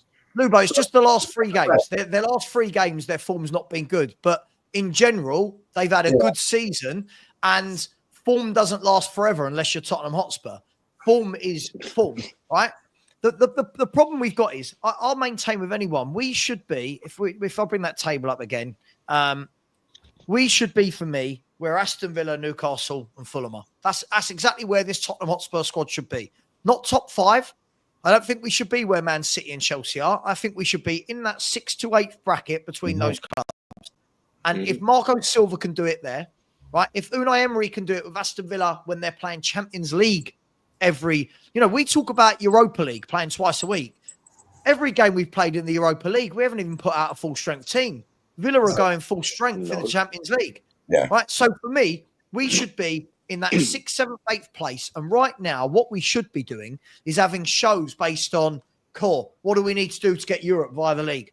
That's what we should be having shows on. How many points are we getting to get Europe? Instead, Sav, you just take the results against the bottom 4. Forget Southampton, we beat them both times. We've dropped 5 to Leicester, 3 to Ipswich, 2 to Wolves. Those 10 points, and Wolves was a last-minute equaliser that we conceded. That takes you to 47. There you go. So all of this, the players aren't good enough. So there's your. So the players were good enough to stick in 4 past Man City. The players were good enough to stick in 4 past Villa. The players were good enough to beat Liverpool 1-0 at White Hart Lane. Yada, yada, yada. It's funny. When they do that, everyone raves these players. Like yesterday, put on the post to you guys. Yesterday, fans, like my old mate Gary, who came on and told me that the fruit will bear, talking about Bergvall, £100 million player. And you're like, well, hang on. If we want to put these players on this pedestal, we can't then turn around and go, we're 14th because the players aren't any good. Like, this is mad. It's like, make your mind up. That's ridiculous. That's ridiculous. Bergvall looks like a really strong prospect out of all of them. He looks terrific. But 100 million, come on, let's give him a chance. For God's sake. That's ridiculous. That's the other thing as well. Carried away, isn't it? If these players are that good, like some people keep on bringing up, then the fact that we're 14th, that's got to say even worse for the manager or the players or both. Well, what will be interesting, what will interest me is how high we would go next season with a cut 2 or 3 additions and a new manager. And that will give you an idea of where we are, as a true idea of where we are as a squad. Now, look, one thing on the amount of injuries side, I think a lot of managers would have had a bit of a struggle with the amount of injuries we have had, But then that is where you see a good manager who can actually adapt his game to play with the cards he's got. Yes, they would have still lost a few more games than maybe they should have, possibly, but they would have definitely had some better results out of it as well than Ange had.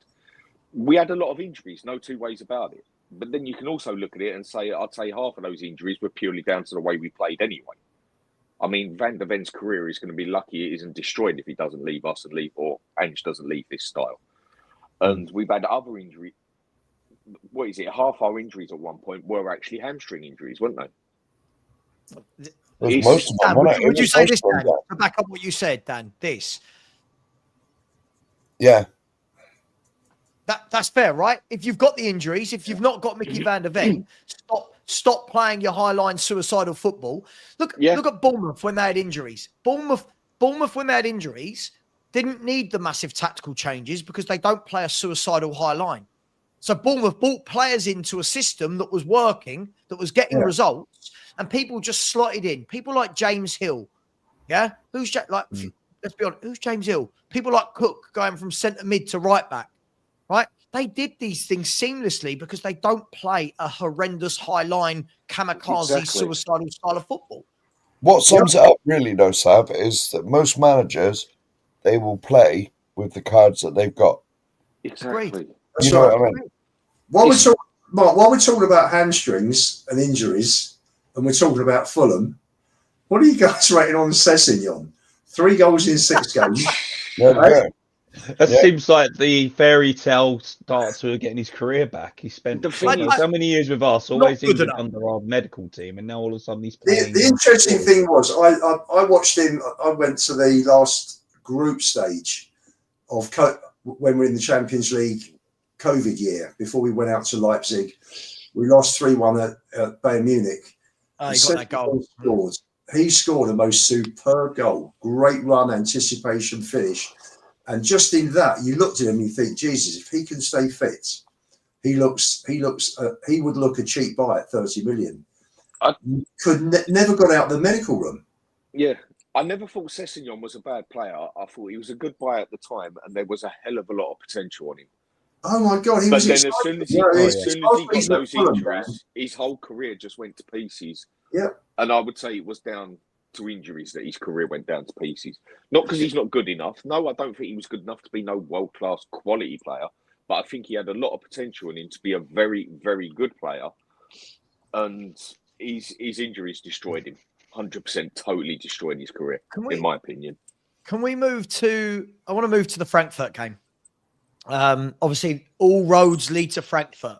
I've been told all these bad results are because we're going to knock Frankfurt out. So we've got to knock Frankfurt out.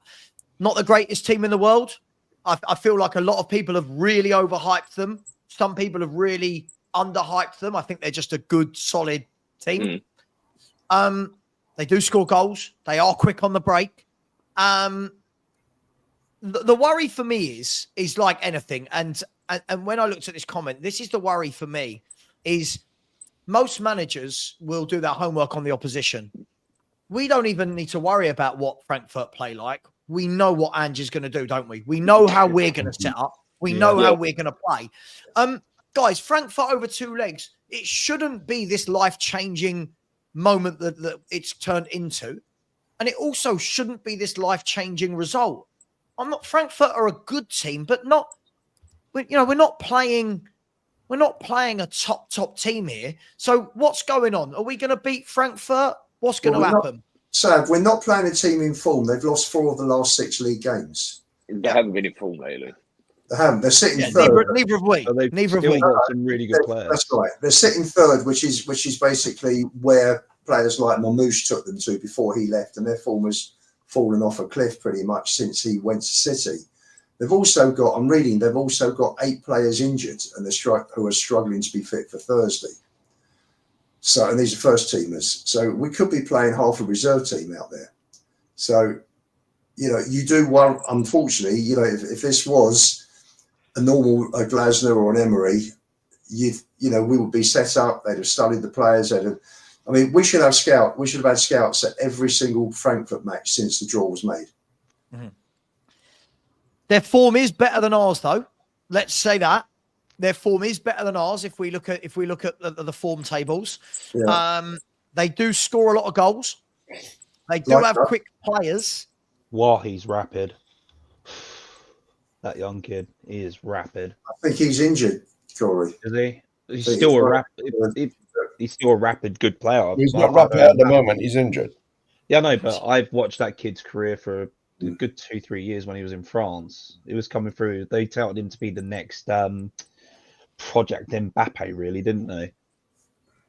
So it's like this kid is there's something special about him. At the back, they've got Tutu and Tete, 2 very strong centre backs. I don't know if they're injured, but they're 2 very strong centre backs. Tete played at the weekend alongside Robin Koch, who used to play for Leeds. Leeds, yeah. And at the weekend, just looking to see. 1 second. Let's have a look at the team. Tuta played centre mid at the weekend. Did he? All I know is they won't be Southampton, guys. All I know is they won't beat Southampton. No. We've got to take these at home, and we've got to do these 2-0, 3-1 at home sort of thing. At least get ourselves a 2-goal ratio in front of them. Because when we go to their place, it's going to be a different game. We've got to win it at home, basically. But then we've also got to be able to go there and possibly be more defensive because they're going to be more aggressive at home, you would have thought. And we won't do that. We will just go there and play exactly the same way we play at home. Maybe that will be good enough. High chance it won't be good enough. But it's the same thing. It's like Savva says and everyone else says, we just play the same way. Without fail. Game after game. We just do the same thing. We're even at a point now where I was sitting there next to Maz and a couple of others watching the game, the first half on the phone. And when one of the players got the ball, you could almost predict the next 3 passes, basically. And maybe one of them was forward, but you could literally predict what was going to happen next. One of the only teams that have ever been able to go out there and just play the same way every game with the same tactic without changing anything was Barcelona. Yeah. And why? Because they was the bloody best at it, and they was the best team on the planet at the time. Yeah. We can't do that. We have to adapt to people. But we have to adapt to other teams. We are no Barcelona where every team has to try and adapt to touch us. But we just do it the same way every time. We are so predictable out there. The fact that we've had, 4 or 5 separate managers now stand there and say, yeah, it's Spurs. We know what to do. Along with about another 4 or 5 players that have blatantly stood on TV and now also said, it's Tottenham. We knew what we had to do. Yeah, well, I've said this on many shows, Dan. Like, good managers, or, well, not even good average managers, they know how to set up and play against every team you're coming up against. And I'm sure I said it on either here or my channel or whatever. Like, we play the same as when we play Southampton or Liverpool. The two ends of the table. It's exactly the same. 100%, mate. 100%. It's exactly the same. Because if you remember, we played Southampton and Liverpool pretty close together. Like when we beat Southampton, was it 4-5 away, and then we lost 6-3 at home to Liverpool. That was within a couple of weeks. It was 1 week. It was 1 week. It was 1 week. I knew it was like Following Sunday, yeah. Well, there we go. We played exactly the same way. We smashed Southampton 5-0 or 5 whatever it was, and we lose 6-3 at home to Liverpool, playing exactly the same way. Now, a manager with any tactical nous would have done what we done against Southampton. Yes, I applaud that. We won 5. Good. But the next week, when you play Liverpool, no, you sit in a little bit and you try and make it hard for them to break you down. But no, we don't do that. And yet, what truly amazed me is I think we were 5-1 down in the Liverpool game, and there was people in the South Stand singing Ange's name. Yeah, I'd have been furious. I'd have been booing. Well, they haven't been singing his name recently, Mark. That's No. I have noticed that all the Ange songs have gone, but especially that Liverpool game, 5-1 down at home. Well, and they're still singing his name. I'd have been booing. But you look at Spurs this season, and you've got, as Sav mentioned before, you've got City and Villa that were 2 very, very good victories, and then you've got, and then you look at the performances generally, and you look at Tamworth, we couldn't beat in 90 minutes, and we could have quite easily lost if that guy hadn't scuffed his shot a couple of minutes from the end. And you're just hoping that the Spurs that beat Villa are the Spurs that turn up on Thursday. Yeah. So, luckily, Ian, the Tamworth game was my grandson's birthday party, so I didn't actually get to watch any of it. I mean, that's absolutely marvellous. Isn't the worry though, guys? The worry for me is, I know we sit and look at, like, we're looking at Frankfurt, by the way, who've won 4 of their last 6 games. When we're talking about they're not in good form, they've won 4 of their last 6 games. No, I was looking at their league record, Sav, is 4 losses in 6. Sure, but if you look at their last 6 games of football, they've won 4 of them and lost 2. In there, they've battered Ajax, they've battered Bochum. Yeah, not a good result against Bremen. Or St. Pauli. They lost to them. They're 5th from bottom. They lost to them in the league as well a few weeks ago. And then they lost to them, and they got smashed by Bayern Munich and Leverkusen. I'm going back a couple of months or so. Oh, you're going back. You're going back ages. But the thing is, when they needed a result against Ajax, they absolutely battered them. And the thing for me is, we always look at what other teams are doing whilst we're in absolute dreadful form. But this season, hasn't it showed us that anybody and everybody seems to turn up when they play Spurs? Do you know what I mean? Like, even look how poor Alkmaar are as a team. I'm sorry, I think Alkmaar are a very poor team, very poor standard. Alkmaar didn't even play well in the second leg at White Hart Lane, and still had the chances to take us to extra time. How many chances they had in the last 5-10 minutes where they should have scored? Yeah. That's my worry, is that, yes, we need, I agree with you all. I think we all agree, chaps, we need to go there with a 2-goal lead. I think if we go there with a 1-goal lead or a draw, we will crumble in the atmosphere in the second leg. Right? But my worry is, even if we've got that 2-goal lead with 15 minutes to go Ange won't know how to see it out. Ange will still keep pushing for a fourth and a fifth. And you know what I mean? That's my worry, guys, is that everybody seems to know how to play against us. I read somewhere, I seen it on a channel, that that Frankfurt is probably the most hostile ground in Germany. They all are pretty hostile, but Frankfurt's up there on another level. No, I think Dortmund is. Is it? That yellow wall is fantastic. Dortmund is a different place. If you're going to relate Dortmund to anything, you can sort of half relate them to Liverpool, I'd say. The way their fans are. I've been to Dortmund a few times, and that is a stadium and a half to go to for an atmosphere and everything. But aggression-wise, I wouldn't say they're the most aggressive place to go as such on the fan space. There's just a lot of passion there. Yeah. I'm just glad they haven't got Mamouche. If I'm honest, they were on fire when they had Mamouche. But I mean, I see it. They've got a lot of quick young players that score goals. They've got people like Larson, people like Etikite. Listen, I've said I think we're going to win the home leg. I do. I think we'll win the home leg. I think they'll win their home leg, and I think it's going to be all about who won their home leg by the most. But yes, I agree. It wouldn't surprise. I say this to you guys before every game. If I fell asleep and didn't watch any of the game, and you woke me up and said Spurs won today, I'd go, yeah, I can see that. If you woke me up and said Spurs was shit today, I'd go, yeah, I can see that. That's the problem for me. Are we going to see a performance this week where we look organised, don't have gaps, everyone's fighting for the calls? Are we going to see that, or are we going to see what we've seen so far in the Europa League, where we've looked? Let's be honest. I know we're in the quarterfinals. We've been really bad in the Europa League, haven't we? We've looked really. We've been lucky. The first thing you said, Sav, definitely not. The first thing you said about being solid, no, definitely not. Definitely not. Let's get that in there.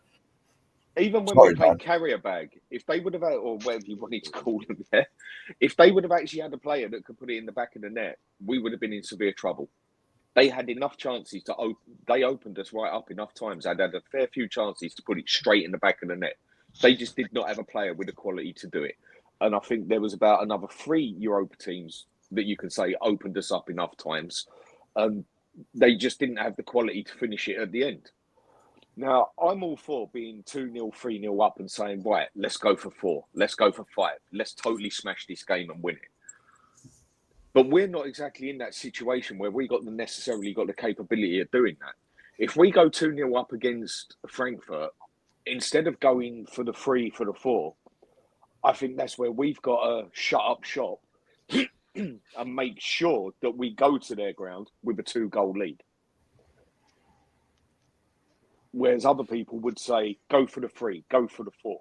I think that one's more of a situation. You get your 2-0, right, shut up shop, make sure it stays at 2-0. Don't risk it at going 2-1, because we know we're more than capable of going there and losing bloody 3-0 or 3-1. But their manager will have done his homework, right, Dan? That's one thing we know. Their manager will have done his homework, and you watch how many times they get in behind our fullbacks. Yes. Well, you said it. You said it when you first started, Sav, about like the opposition managers. They know how to play against us. The blueprint's there how to play against us. You know, and when you showed that quote from that guy, the Chelsea manager, the blueprint is there. Gary O'Neill said it last year, how to beat us. We've had about 4 managers say it live on TV. It's Tottenham. We know what to do. We've had about the same 4 or 5 players stand there and say, it's Tottenham. We knew what to do. It goes back to when Alex Ferguson used to say, oh, it's only Tottenham, lads. Every team is now literally saying but that was years ago. That don't really count. But you know, all these managers have said it this season. But what does that tell you? It tells me that we don't change. We don't do anything different. We play the same damn way every week. We are so predictable. Yeah, exactly. It's not even predictable. It's just they know exactly what we are going to do. Literally pass for bloody pass. Well, put it this way, right? This is how predictable we are. I was talking to Cookie, and I said, every show we do where we talk about Tottenham, right, we just copy that, release it with a different headline, and just put that on there. I said we could save ourselves. We could save ourselves 2 hours sitting in front of the camera chatting, and just release the same bloody show we did last week. Yeah, but you wouldn't have the fun you have every day of having a football chat, would you? We love it. Well, yeah. When someone it's says driving me insane, Savva. Like what Rob has just said on here. Hold on, didn't we win yesterday? Why all the criticism? We just beat Southampton, who is probably the worst or second worst Premier League team we've ever seen, bar maybe Derby, or by the end of the season they're going to have worse results than Derby had. Sorry, I'm not going to get excited and big it up that we just done Southampton at home. Yeah, it was that's a pretty nonsensical argument, isn't it? Oh yeah, why are you being so negative? We've been crap since Ange really stepped in. Take away those 10 first games, the next 60 games in the league tells you otherwise. He got sussed out. After that, he got sussed out after those first 10 matches where we were lucky to beat Sheffield, very lucky. To move on from them 10 games and like nearly 60 games in, and this guy's still here, still playing the same, still being an absolute arsehole towards the press, towards the fans. Any other manager in any other job or any other person in real life, you talk to a customer like that, technically speaking, if we're not fans anymore, we're customers, you talk to a customer like that, you're going to get a slap on the wrist or sacked. Well, you know what I mean? This guy's just getting away with it. I want to do some super chats, and then I'm going to ask you about the team for Thursday. First of all, big up to Vinit, who's come back in again and said, how come someone spends 65 million on Solanke? If they had spent 15 million more, they could have had Julian Alvarez. Vinit, listen, I agree with the sentiment. I also don't think Julian Alvarez would have wanted to come to Tottenham in any way, shape or form. I get the sentiment about if you're going to spend that money, spend it on someone better. I just think someone like Alvarez, when he's wanted by Atletico Madrid, isn't going to choose Ange Postecoglou and Tottenham over Atletico Madrid. And I'm guessing that Alvarez is on. Yeah. Weren't we told this about the new stadium, though? I'm just saying. But Mark, hang on. I'm guessing that Alvarez isn't on 85 or 75 grand a week like Dominic Solanke. I think there's lots to go on there. Stick another 100. We're going to talk about Solanke in a minute, by the way. We're going to talk about Solanke. Big up to you, Vinit. Really appreciate that. Kudos. I said, can we get Emery on loan for the rest of the Europa League? If Unai Emery was managing Spurs right now, I'm making us favourites to win it. Yeah. If Unai Emery was there right now, I'm sitting there telling the world we're winning this Europa League. He's won it 5 times, isn't he? I think. Yeah. Four or five. I think it's 4. Yeah. Oh, and another final. 5 finals, Lubo. 5 finals, 4 wins, and the only defeat in a final was to Chelsea when he was Arsenal manager. So, which is good. Let's get that. Bloody impressive. Big up to James Flower. Said, morning, Savva. Sun out. another game yesterday where Son I'm at the stage where we might as well just be blooding in one of the younger players. He's doing that little in games. But yeah, big up to you. Big up to the Aussie Ange hater who's just stuck in a super sticker. We love a little super sticker. Big That's up Bella. to the Aussie Ange. That's Bella, Sav. Huh? That's Bella. Yeah, I know. Yeah, I know it's Bella. I just like the name. I like saying Aussie and Ange and hater in the same sentence. Big up to you. Thank you very much to Anthony Clark with his second super sticker. Big up to you, my man. Hope you are well. He's taking pity, isn't he? So he's taking pity, isn't he, on us? Oh, of course. All the pity we can get. And Aris, as always, every stream comes in with a very generous donation as well. Big up to you, Aris. Really appreciate that. Thank you for all of your support. Just before we get on to the team we picked, 205 likes. There's 450 of you in here. That means that 250 of you don't like what we're talking about or haven't been bothered to just click your mouse once on a like button. Please do. Guys, the team for the weekend, does it pick itself? What does he do in the forward three? What midfield three are we going? What does it pick itself? I think Van der Beek comes in for Davis. I think Johnson has earned his place with his 2 goals yesterday. I don't see how he can drop him for Odebear. And I think that's the team. Yeah, but he dropped Odebear for scoring 2 goals. So I would drop Son and put Odebear on the other wing, to be honest with you. Son's done nothing all season, really. He's not going to drop his captain for the biggest game of the season. He's not dropping Son for a quarterfinal. No. He doesn't drop Son for Southampton at home. He's not going to drop him for. He's not going to drop him. I'm living in hope. I'm living in hope. I love Sonny, but he's just not there anymore. There's your team: Van der Ven for Davis and yesterday's starting lineup, and that will be your team. I thought Benson Court was better yesterday. I think he had a pretty good game. Of course he was. Of course he was better yesterday because he was playing against. No, I understand that. I understand that, but Sav, they played Leicester, who are crap. They played Ipswich, who are crap. But this Southampton team is whole new levels of crap. Like I said, even before his injuries with Bentancur, Rodrigo Bentancur for me always looks very good against the relegation fodder. He always looks very good in those games. You put him up against any decent midfield, I don't notice Bentancur playing. Let's see what he does Thursday. The shame is he's not going to play great at 6 on Thursday, is he, with the best will in the world? He's not going to play great at 6 on Thursday, no. So he'll stick with Benson Court, and I think that will be the team. Van der Ven for Davis, and you're starting 11 from yesterday. So Van der Ven for Davis, same midfield, same forward three. Well, and Ange also commented about Johnson scoring goals in his after-match press, and the guy's got 16 this season. He must be leading goal scorer, I presume. So are you going to leave your leading goal scorer out for your biggest game of the season? You're not, are you? Let's be fair. That will only pay off as a decision if he scores, because if he doesn't score, I know this is straight. If he doesn't score, after his goals yesterday, I didn't notice him. Like it. But anyway, everyone agree with Lubo? Is it just going to be Davis for Van der Ven? That'll be the one change. But then I had the best conversation I heard on a train going to Enfield yesterday was. Leave that for another day. Everyone knows about it.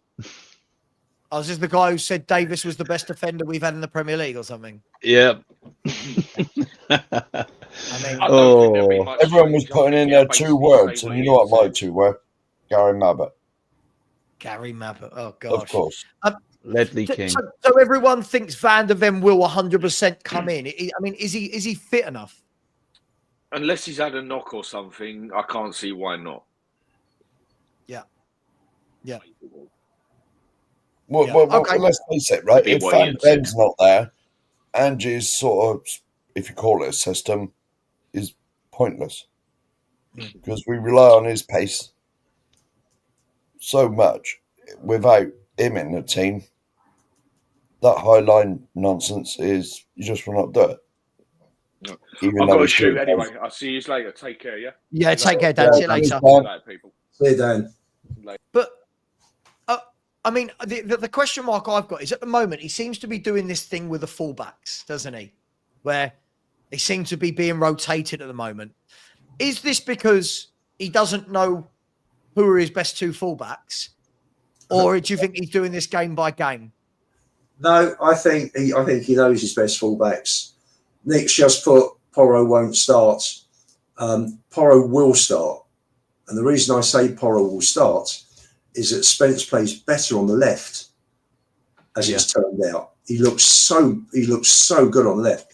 And I've got to tell you something. The first goal yesterday I thought was superb. You see the ground that when the ball came, was it to Sonny? Spence was 30 yards behind him. He just put the burners on. He is fast, and he made up that ground. He is superb on the left. He's good on the right, but he's better on the left, which is strange because he has played. He came as a right back. Yeah, isn't it amazing what happens when you ask your fullbacks to actually go on the outside rather than invert? I know. How many goals have we seen lately where Spence is overlapping, they play him in, he pulls it back? That should be our tactic on both sides with Porro and Spence. I've got to say, it was a superb goal, that first goal yesterday, wasn't it? It was excellent. Very good. I haven't seen it, Ian. I must catch up with the highlights. Yeah. But as I said, I never got home till 11 o'clock last night. I got him around midnight. He is a better left back than. By the way, I just want to say, Udogi's performance against Chelsea was utterly pathetic. I'm going to say it, guys. I'm sorry. He is a very poor player, Udogi. I'm sorry. I've seen this guy talked about for 2 years. I don't know what his strengths are because he's not good going forward. I think he's not good defensively. So I think he's lacking. I think he's played way out of position. You know, Conte wanted him as a left wing back. He played very well in Italy. And all of a sudden, he has gone backwards, but he is not a left back in any shape or form. Sure. Well, none of them are. Well, the only one really is Spence. That's I believe right. he's a fullback. Yeah. The other two, Porro and Udogie, were brought in specifically for a Conte system that involves wing backs. And if we played that system, I believe both of them would be outstanding. Yeah. But we don't. I always say this: it's the square holes and round pegs. Again, round holes and square pegs. But aside from that, I just thought he was absolute against Chelsea. Udogie, for me, even when he wins the ball, you're thinking, cool, you've won it, now release it. He wants 15 touches on the ball. Same as Romero, by the way. When Romero's coming out the back, sometimes speed it up a bit. We do everything at snail pace at the back. Do you know the problem, Sav? There was a lot of that in the stadium yesterday. Move it quicker, pass it quicker. Corey, we're watching Romero coming out with the ball, and I said to my son, there's no movement for him. No, There's statues, and Romero's looking up and looking up and looking up and moving forward slowly. Nobody's giving him a run. There's no point in him just hoofing it long. Ball will just come back. Nobody made a run for him. It was really poor. And because I've turned around and said Romero hangs on far too long. But yesterday, he was looking for those passes. Yeah. Yeah. There wasn't a lot of movement there. There's not a lot of there's not a lot. It's all a bit too slow coming out the back. But Udogie, for me, against Chelsea, it was a really, really tough watch. I thought he was absolutely dreadful. If anybody, I'll tell you what, more than us fans needing a new manager, I think a lot of these players desperately need a coach, don't they, to get their careers back on track. They desperately need a coach. Under this manager, they're losing market value as well. The players, they're being they're going to be overlooked. And you know what's interesting about yesterday? What was interesting about yesterday, and this is where if we had two proper fullbacks, it would be a lot tighter. Teams look at our defence, the way we set up, and there are so many balls behind where fullback should be, and 90% of the time it's down the right, not down the left. I was watching Tyler Dibbling yesterday. He wouldn't take Spence on once. Spence is probably for me this season in the league. When you see what Spence did with Salah wouldn't take him on. Dibbling wouldn't take him on either. None of them take him on because he's rapid and he's good in the tackle. He's also got a very good awareness around him. Like he doesn't even look over his shoulder. He knows to be there. That's footballing IQ. That's football intelligence. The kid knows. And can I say as well, Spencer's our only fullback. Pretty much. That tells you a lot there. He is. You know what? We had a really good academy player that they chucked out to Notts County that I saw play once in the league against Leeds and really performed well. Abbott. They should have kept him and brought him through because we are short at fullback level. Yeah, look, it's the same. It's the same thing though. Like you could see it yesterday, where Southampton. Listen, they didn't have a lot of joy in that first half, but they had a couple of minutes spell where they created two gilt-edged chances.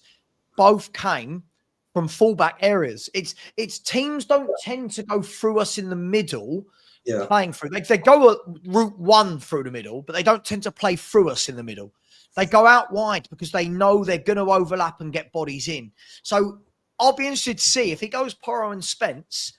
The worry again is going to be whoever the left winger is for Frankfurt. Put your money on them getting man of the match. Do you know what I mean? Like that's kind of how I've said it, guys. The last subject before we end today. Did want to talk about a player I thought was a really, really poor performance yesterday and been really poor since he's come back from injury. Solanke for me, guys. I know we could talk about tactics, system. For me, he can't do the basics.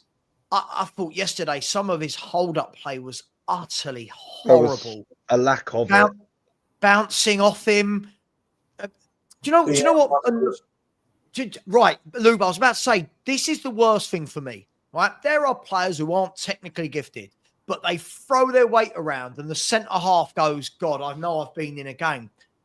I've now seen Herwood Bulis, right?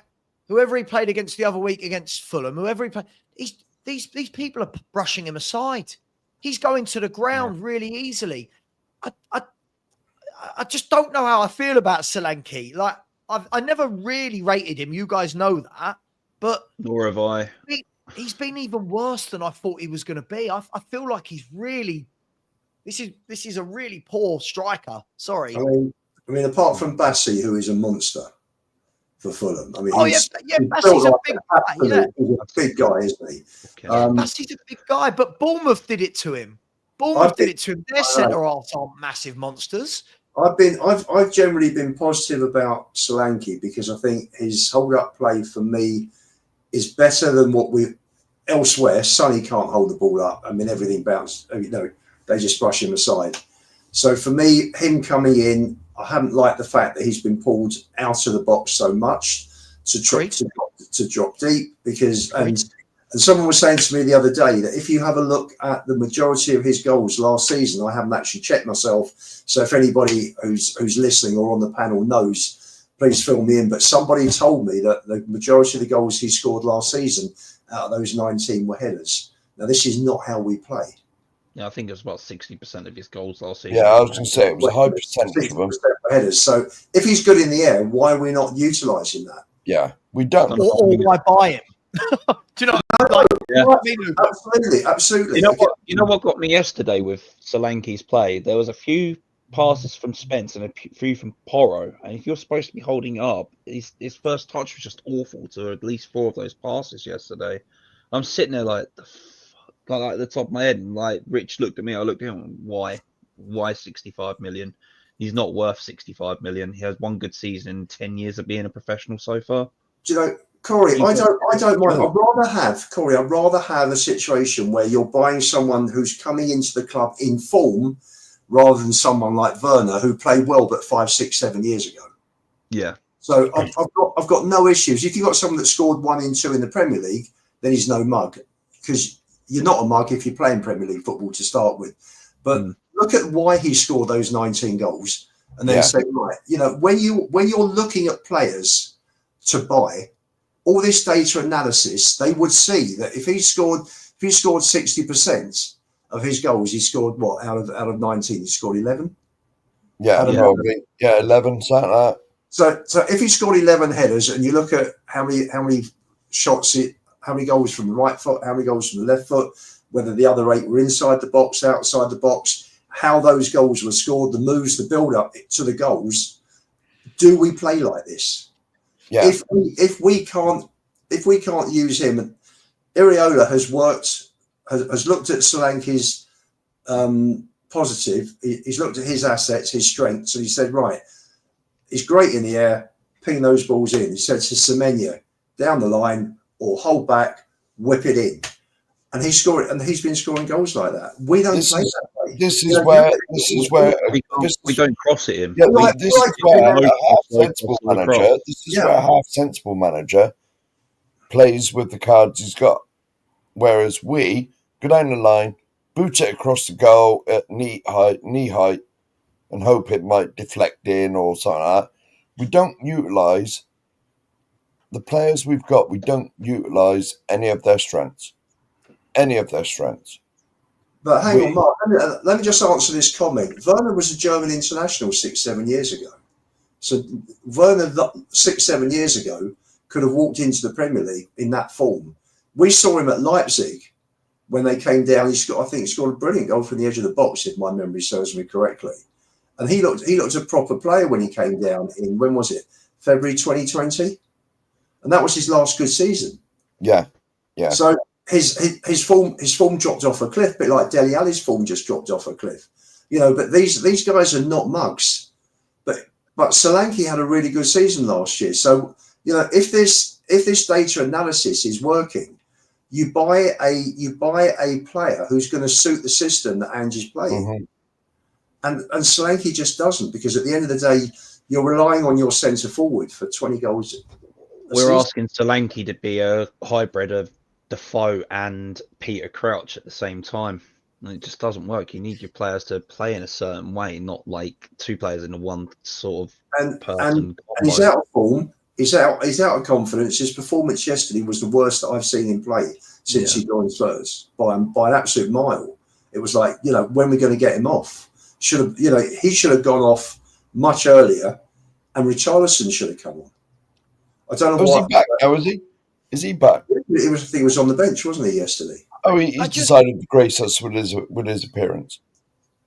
Can I just say, I think the thing for me with Solanke, I think that you all raise really good points. One, why buy a player that doesn't suit the system? I mean, first of all, what is the system? But, why buy a player if you don't want to play to his strengths? Listen, I think sometimes throughout football, we see that players have a purple patch. I thought last year, everything aligned. Bournemouth were really good. It worked with Areola. They played to Solanke's strengths. It worked.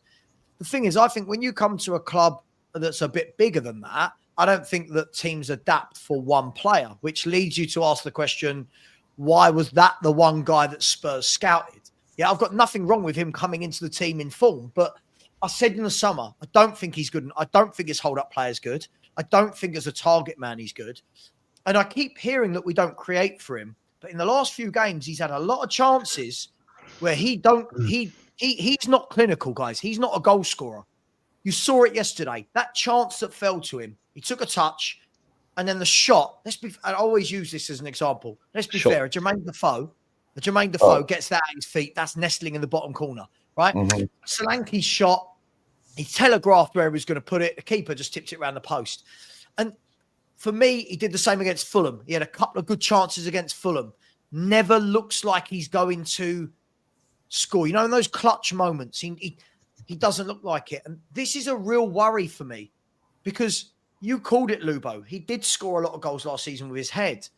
But we need someone surely that can put the ball in with their feet as well. Like, we're not going to be a team that get loads of crosses into his head. So has it been 55, whatever million it is, 60 million wasted? 57. That's my worry. I think it's 57. We've only scored to my memory, there was Porro's cross for Solanke and there was Porro's cross for Richarlison. And one was Newcastle. I think the other one was Everton. I think I might be wrong this season at White Hart Lane. And those are the only two crosses that I can remember where there were pinpoint crosses and the ball finished up in the back of the net via headers. We just don't play that way. They'd rather play 1-2s in and around the box, play the ball inside the fullback for the winger or the guy coming in or from outside to ping it across the box for someone to put in. And that's how we play. There's not, and honestly, Rob said, we're second leading goal scorers in the Premier League. Ange must be doing something right. Well, what I'll say to you, Rob, is that if we are the second leading goal scorers, then yes, from a goal scoring point of view, it's positive. But then you've got to think to yourself, why are we 14th? Yeah. And then once you start going deeper, then you look at the problems. And why are we 14th? Why do we not, if we score all these goals, how do we score the goals? Probably half the goals are scored in 20% of the matches. Yeah. And that's the problem. We blow teams away. Weak opposition. That's right. We blow lower teams away within 15, 20 minutes, 3 against Brentford. We scored 2 or 3 against West Ham. We can do these things. We kill Villa very quickly at home. And this is why, because there's no system, because we are wide open at the back, because the two centre-backs don't have options when they're on the ball. They've got to pass the ball back to Vicario. He's not an Ederson with the ball at his feet. He don't want it at his feet, does he? He does not want it at his feet. As a shot stopper, an old-fashioned goalkeeper, he wants to boot it out. I'm going to tell you something. As a shot stopper, and for me, that's what goalkeepers are there to do. He is one of the best in the league, and he's been absolutely phenomenal since he came. That save against Chelsea last week was absolutely. That save was fantastic against Chelsea. I was right behind it. Literally, I was 7 rows behind. His reflexes were, just mental. We just, when the ball left his foot, you thought it was going to end up in the back of the net. And he not only did he get to it, but he put it over. So when you're seeing the boys warm up yesterday, the 3 keepers, you could see like Vicario's level above the other 2. Even training that guy. He's Vicario's. I would rather have Vicario. To me, you look at the guy. In fact, to be honest with you, there actually isn't a goalkeeper in the Premier League I would rather have as a shot stopper than Vicario. I'd go as far to say that. I think he is absolutely brilliant. I'm not saying he's the best, but he's on a level he's on a level for me for shot stopping with anybody else. I'm taking Alisson all day long. Some of the goals we've conceded is because of the lack of defending we seem to be doing. We can't be playing this high line and expect the goalkeeper to always bail you out. The guy is a shot stopper. He's the world-class shot stopper. And when we first signed him, I said to you, Savva, this guy's going to prove people wrong, because I've watched, a lot of him in Italy, because at the time I was like fobbing off the Arsenal goalkeeper Ray.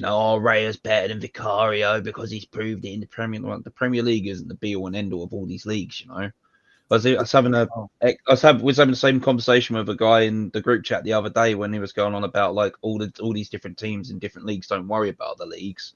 They just want to go for Europe. I'm like, so you tell that about Inter, AC, Juve. You tell that to Borussia Dortmund, Bayern Munich, Leverkusen, that always push for the title.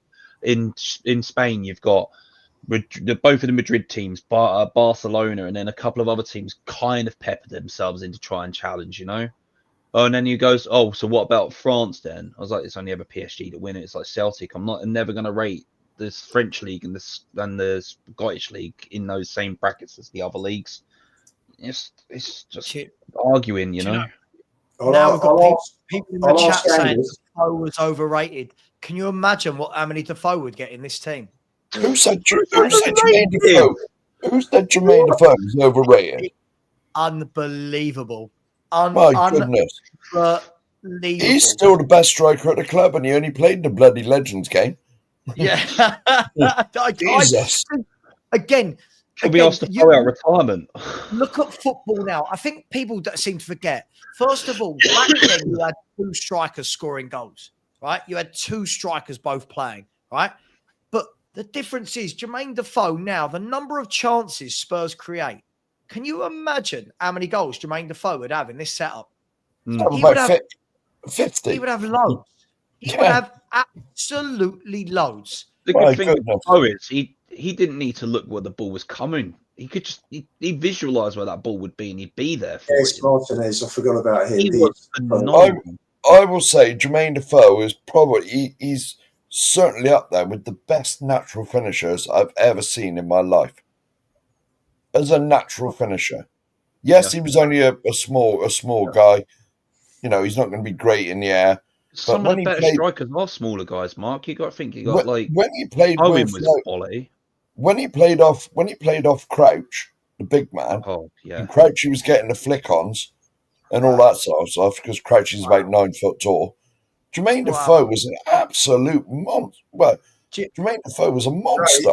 Hang on, James, how many goals has Defoe scored? About 150, 160 goals in his Spurs career. Played for West Ham and Portsmouth as well. Yeah. I think he's in the top 10 goal scorers in the Premier League, isn't he? How much do you think Solanke and Richarlison are going to score in their career compared to Defoe? By the way, good to see Angus on the comments after Arsenal bottled another couple of points in their chase after Liverpool. Angus, how many goals has Raya been at fault for this season? I think another Arsenal fan told me, I think he worked out 6. Vicario, it's 0. So I'm sorry, but Jermaine Defoe. This is hang on. Right. Jermaine Defoe got 143 goals in a Spurs shirt, right? Yeah. Jermaine Defoe got 305 club goals. Yeah. Football. Right. Jermaine Defoe also, bearing in mind he hardly got a sniff in at England, got 20 goals for England in 57 games. Right. We're talking about a guy that's got 325 goals as a striker. Right. Bearing in mind, it wasn't just on him to score goals because he played in a 2. Bearing in mind, a lot of those appearances for Spurs was when he was being rotated, him, Keane, Berbatov. It wasn't like now where Solanke will play every game for 90 minutes. Yeah. They were rotating. Second of all, I get what this guy's saying. He didn't get 20 league goals in a season. But back then, as we said, you had 2 strikers playing at the same time. And Jermaine Defoe had 2 seasons for Spurs. If we're looking at Premier League goals, if we're looking at goals per season for Jermaine Defoe, 1 year he got 24 in all competitions. Got 1 year where he got 17 in all competitions. 1 year where he got 22 in all competitions. 1 year where he got 20 in all so 4 seasons he got over 20 goals in all competitions. Sorry, and we had 4 strikers. And we had 4 strikers back then. We had 4 strikers that he was being rotated with. We had 4. This is where people are going mad. If any, Jermaine Defoe right now would be one of the top goal scorers in the Premier League. That's the drop off we've got in players now. He's the best striker at our club, and he only played in the Legend match. I was going to say, until Haaland does this, Jermaine Defoe is currently 10th in the all-time Premier League goal scorers. He's 10th until Haaland smashed him, and he's overrated. You're a clueless man. Look, honestly, Jermaine Defoe, I know he only played in the Legends match, but I will say, and I don't care, you shoot me down as much as you like, he's the best striker at this club. Million %. I cannot believe what I am reading. I cannot believe what I am sitting and reading here. That we've got players like Richarlison and Solanke up front for Tottenham, and we've got fans saying, but they're not fans. Oh my God. Just go and watch. Mark, they are fans. People just have different opinions. They just have different opinions. But they're wrong. Yeah, but Lubo, you always do this. Yeah, listen, there are players though where is Jermaine Defoe a great striker? No, but right now he'd be the best striker at this football club by a country mile. Well, he is. See, the difference between him and Solanke is Defoe would pick the ball up 30, 40 yards from goal, and his first touch puts him into space where he drives forward for 10 yards and then unleashes a shot. Solanke gets the ball. I never, ever think this guy's going to pick it up and rifle it in. And he doesn't. He doesn't. I've got to say about Defoe, I was behind the goal. One time I went to Hull, we won 5-1, and Defoe scored a hat-trick. And what about the home game? No, he hits a shot. He hits a shot from the edge of the box. And I've never, we were literally 3 or 4 rows behind the goal. I had never seen a shot hit the ball. I've ever seen anyone hit the ball with such pace like that. It was. Just look at the Wigan game. All you got to do is look at the Wigan game. Whoa, one of you guys, whoa. I was just going to say, all you got to do is look at the Wigan game at home. 9-1. Jermaine Defoe, 5 goals. And none of them were tap-ins. It wasn't just the goals. Look at the quality. I was going to say this. I was just coming to this, Sav. Look at the 5 goals he scores against Wigan. None of them were Brennan Johnson back post tap-ins. None of them. One of those shots was recorded 101 miles an hour. All right, Harry Kane gets all the praise, like he should do. He's the top scorer ever at the club.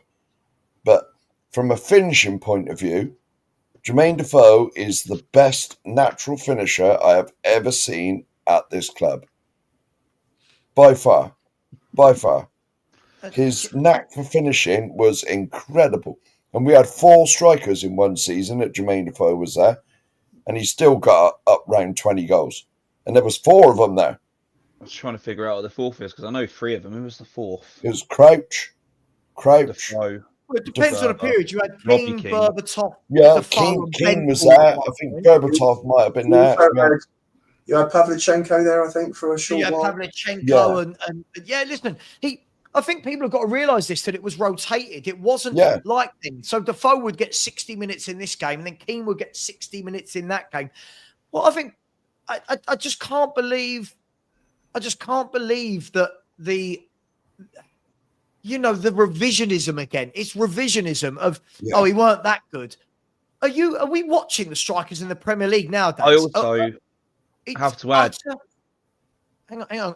It's utter madness. I'm not saying Defoe's the greatest striker I've ever seen, but as a finisher compared to most of the strikers we see in this Premier League, that boy was lethal. I said that. Yeah, I'm going to say this as well. He has to do it. Finisher I've seen. He's the best natural finisher I've ever seen. No, I had to do it. No, I agree with Kudos here. Son and Kane are still are. I mean, Son is. You'd think hopefully Sonny would pick up his game last few games of the season. But Sonny at his best and Kane still are just natural finishers. You know, Kane with the ball, those chances against Fulham the other week, that result, we wouldn't have been losing 2-0 if Kane had been there. And he had. All right, Jermaine Defoe's on that level, though. Kane is levels above. I'm going to say, though, Son for me is not a striker. Defoe, for me, did it in a time where defenders were a lot more of that word. They were solid defenders in the league back then. You know, you had to go up against the things of like Rio and Vidic and Terry. Agreed. Campbell. The strikers in this era, Corey, aren't up against anyone. The strikers in this era aren't up against out-and-out defenders. Players like Keane, Berbatov, Defoe, in that era, they were up against top centre-halves week in, week out. Rio Ferdinand, John Terry. Savic, and... No, Rio Ferdinand and John Terry is just enough for us. That's all you need to know. Here we go. Mark Taylor's arsery was Kane better than Jimmy Greaves. Jesus, how do you answer that? Different times, different eras, different systems, different defenders, different pitches. Yeah. I mean, the pitches back in Greaves' time was like mud baths, weren't they? Really, they weren't pitches. They were. They weren't pitches. Greaves had that natural touch and that natural finish back then. You know, Greaves had that natural touch and natural finish back then. Even the closest player in terms of style and the way he danced around the pitch, for me, to Greaves was Messi. Very, very similar with the ball at his feet, the way he just glided past players. Greaves was that sort of player. Kane is a different type of player to Greaves. I'd put Kane in with that kind of like intelligence level of Teddy Sheringham. Teddy Sheringham and Kane were so naturally gifted with their footballing IQ. It's ridiculous. Can we just say, though, right, by the way, Jermaine Defoe is the 9th top goal scorer in Premier League history, right? And we've got people sitting in the chat talking about overrated. 9th. Think of all the hundreds and hundreds of strikers that have played in the Premier League. This guy has only got 8 that have scored more than him, right? Do you want to hear the 8? Right? He's got more than Didier Drogba, isn't he? Right? This is the 8. You've got Shearer, Kane, Rooney, Cole, Aguero, Salah, Lampard, and Henry. Jermaine Defoe has got more goals than every other striker that played in the Premier League, right? And we're sitting here with fans of our own fan base saying the guy was rubbish, the guy was overrated, the guy stat padded. I remember him getting an overhead kick against Man United. That was when he scored 3, wasn't it? In that game. And I'm not being funny, Savva. He did it. Wasn't it? First minute goal, that was, I think. Yeah, and I'm not being funny. He did it, not just with Tottenham. He did it at multiple clubs. Every club he went for, he stepped up. Portsmouth, he did it for. Yeah, Portsmouth, West Ham. He won an FA Cup with Portsmouth, did he not? What I will say, guys, is that let's keep what we're conflating two subjects. We're just talking about Defoe as a player. We have been very blessed for many, many years. Yeah. From my time, starting with Greaves, Chivers, Gilzine, we've had Lineker, we've had Archibald and Crooks. You go into the 80s, we've had Sheringham, we've had Klinsmann. You know, moving into the 2000s, the first decade, you know, you're sort of coming into your Defoes, Berbatovs, that's right, Keane. But for me, I don't think anyone should be basing him against him. The argument was purely on Defoe, though, right? It wasn't. No one here, I don't think, has said, "Oh my God, he's Berbatov, he's Kane." But what we're looking at is the level of striker now, right? You think Dominic Solanke at the age of 27 has like 36 Premier League goals in his career. 36. Jermaine Defoe scored 163 in his career and is the 9th all-time top goal scorer in the Premier League. How on earth have we got football fans sitting there saying this guy was overrated? Overrated at what? Only 8 players have scored more Premier League goals than Jermaine Defoe. How can you be overrated? I'm sorry. Solanke and Richarlison, they're not face to lead. They are not fit. They are not fit to lace Defoe's boots. No, of course they're not. Definitely look at yesterday. Solanke's playing up against a defence that have conceded 74 goals this season. Yeah. Bednarak and Herwa-Bulis at the back. And Solanke didn't trouble them in any way, shape or form. Right? When he gets his chance, he fluffs his line. They bullied him. Right? Players like Defoe are clever. Defoe and Keane are clever forwards. They'll drop into space. They won't go and stand with the 6-foot centre half if they're bigger than them. They'll drop into space. They'll get the ball. They'll nick it. Defoe was a master at one thing. He was brilliant at other things, but Defoe was a master at getting that ball 30 yards from goal. His first touch would put him into space, and he's unleashing. Right-footed, left-footed. Right? And what? Yeah. By the way, Gin Sherry's right. Wood and Allen, I didn't put in. I should have put in. That just shows you the level of forwards. And do you know what? There's a real dearth of top centre forwards in the Premier League at the moment. You know, there is one top centre forward in North London, in both clubs. Jackson, for me, is not top level at Chelsea. Agreed. West Ham haven't got a top level centre forward. Bowen's not. He's not a number 9. Palace have probably got the best centre forward in London. I think probably with Mateta. Fulham have got Munoz.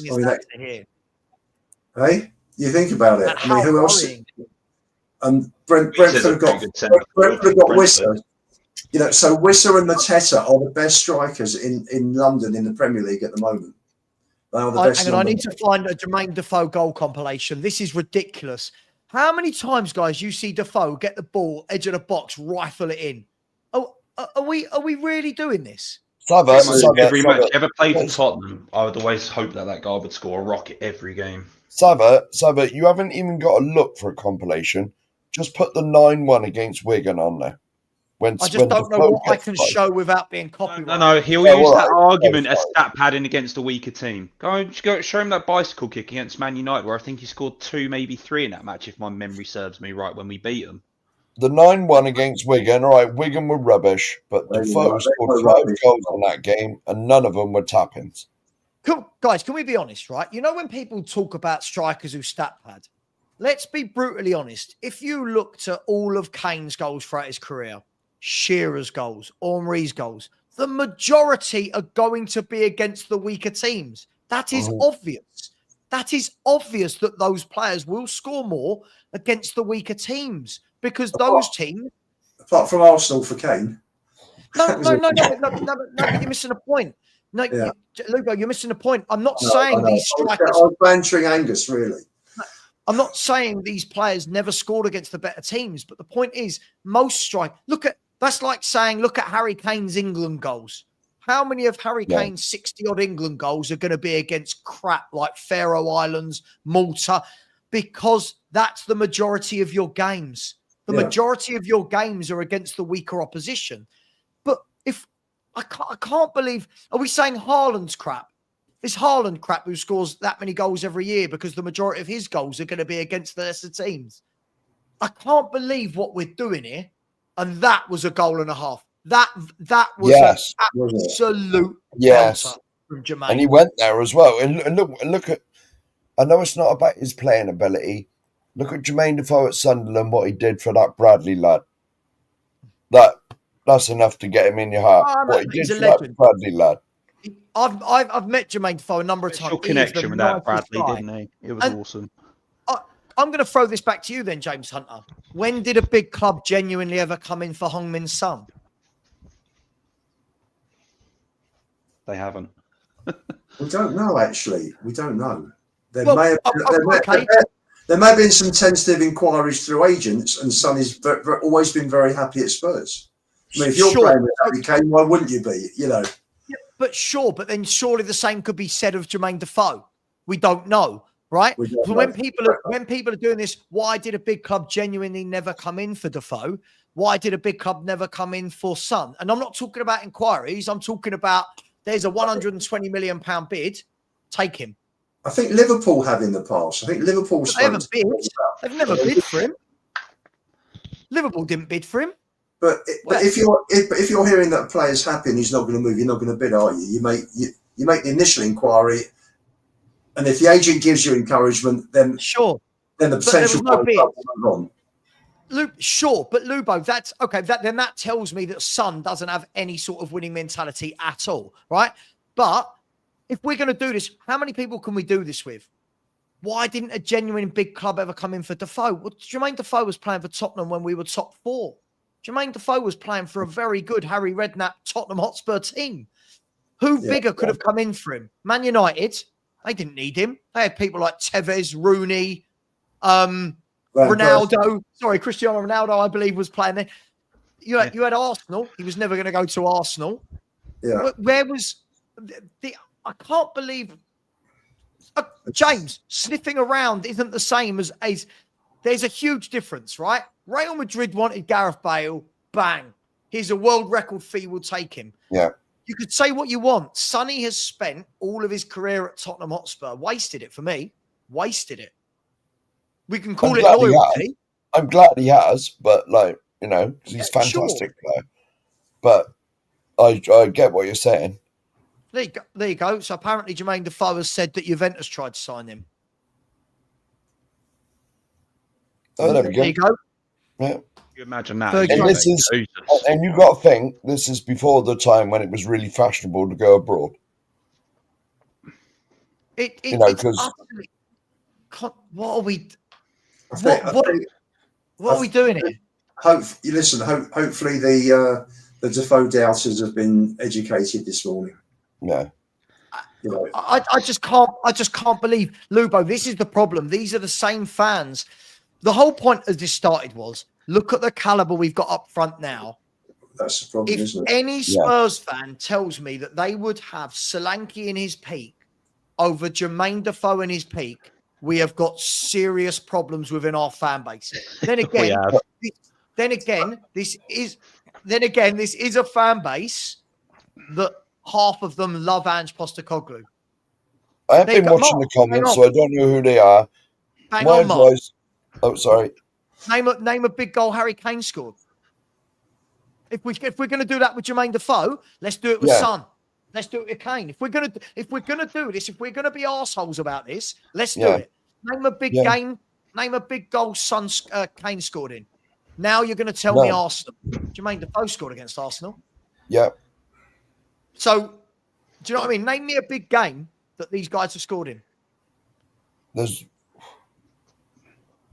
Kane was only 50% fit, wasn't he, for the Champions League final, so he shouldn't have even been playing, in my opinion. It's a struggle, isn't it?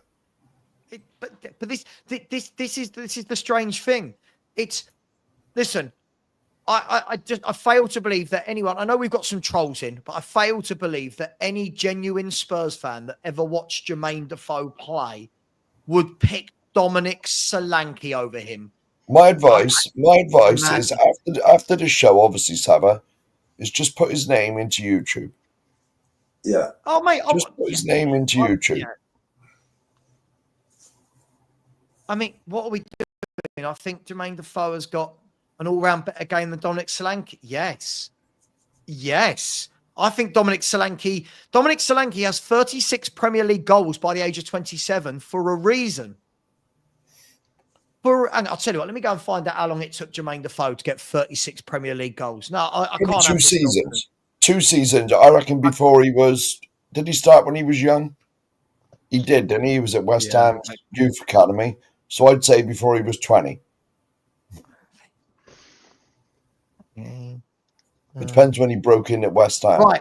So Jermaine Defoe hit 40 Premier League goals by the 2004-2005 season. Right. So that was his 4th season in the Premier League. Right. Yeah. That was his 4th season. So by 2004-2005, he'd hit the 40 goal mark. And he wouldn't have been very old because he played for West Ham when he was about 16, 17. Isn't he my age? I think Jermaine Defoe's my age. Yeah, Jermaine Defoe is born just before me. So Jermaine Defoe, what am I? I can work this out based on my own age. So back in 2004, 2005, Jermaine Defoe would have been 22 years of age. Yeah, I know he broke in at West Ham when he was about 17, 18. He was thrown on. I've just watched a Jermaine Defoe documentary on Amazon, I think, or Netflix. There's a Defoe documentary sneaking about on one of them channels. And I watched it not so long ago. By 21 years of age, Jermaine Defoe had 40 Premier League goals. But there we go. Dominic I said that. Is 27 years of age and has got 36 in his career. And you've got to remember, if Jermaine Defoe had 40 at 21, he only got better as well after that. Yeah, anyway, his numbers were going up. I'm not going to get my little man. Take care, Corey. James, averaging 10 a season. You do realise when he burst onto the scene in the Premier League, he was like 17 years of age. He was. In his first season, he got 10 Premier League goals at the age of 17, 18. For West Ham. For West Ham. And he only played as substitute. He wasn't regular starter or nothing like that. They introduced him slowly. His third season in the Premier League, right? Spurs bought him and he only played 50. He made 15 appearances. We signed him in the January. He made 15 appearances and got 7 league goals. Then in his first full season for Spurs, he hit the 40 goal mark. There we go. What are we doing here? And we just didn't have Defoe up front. And we only just didn't have Defoe up front. We had probably Robbie Keane was there then. Wow. You know what? Sorry, I'll say it. It's people like this that have the Spurs they deserve. How on earth we're looking at players we've got up front for Tottenham now and belittling Jermaine Defoe is utterly crazy. Mind-blowing. This is the worst period we have had in for me all the time I've been watching. Or maybe I'm even trying to think late 70s. Just trying to think. We had. What about when we got relegated, Lubo? I was a bit young. It reminds me of like Chris Armstrong. Chris Armstrong.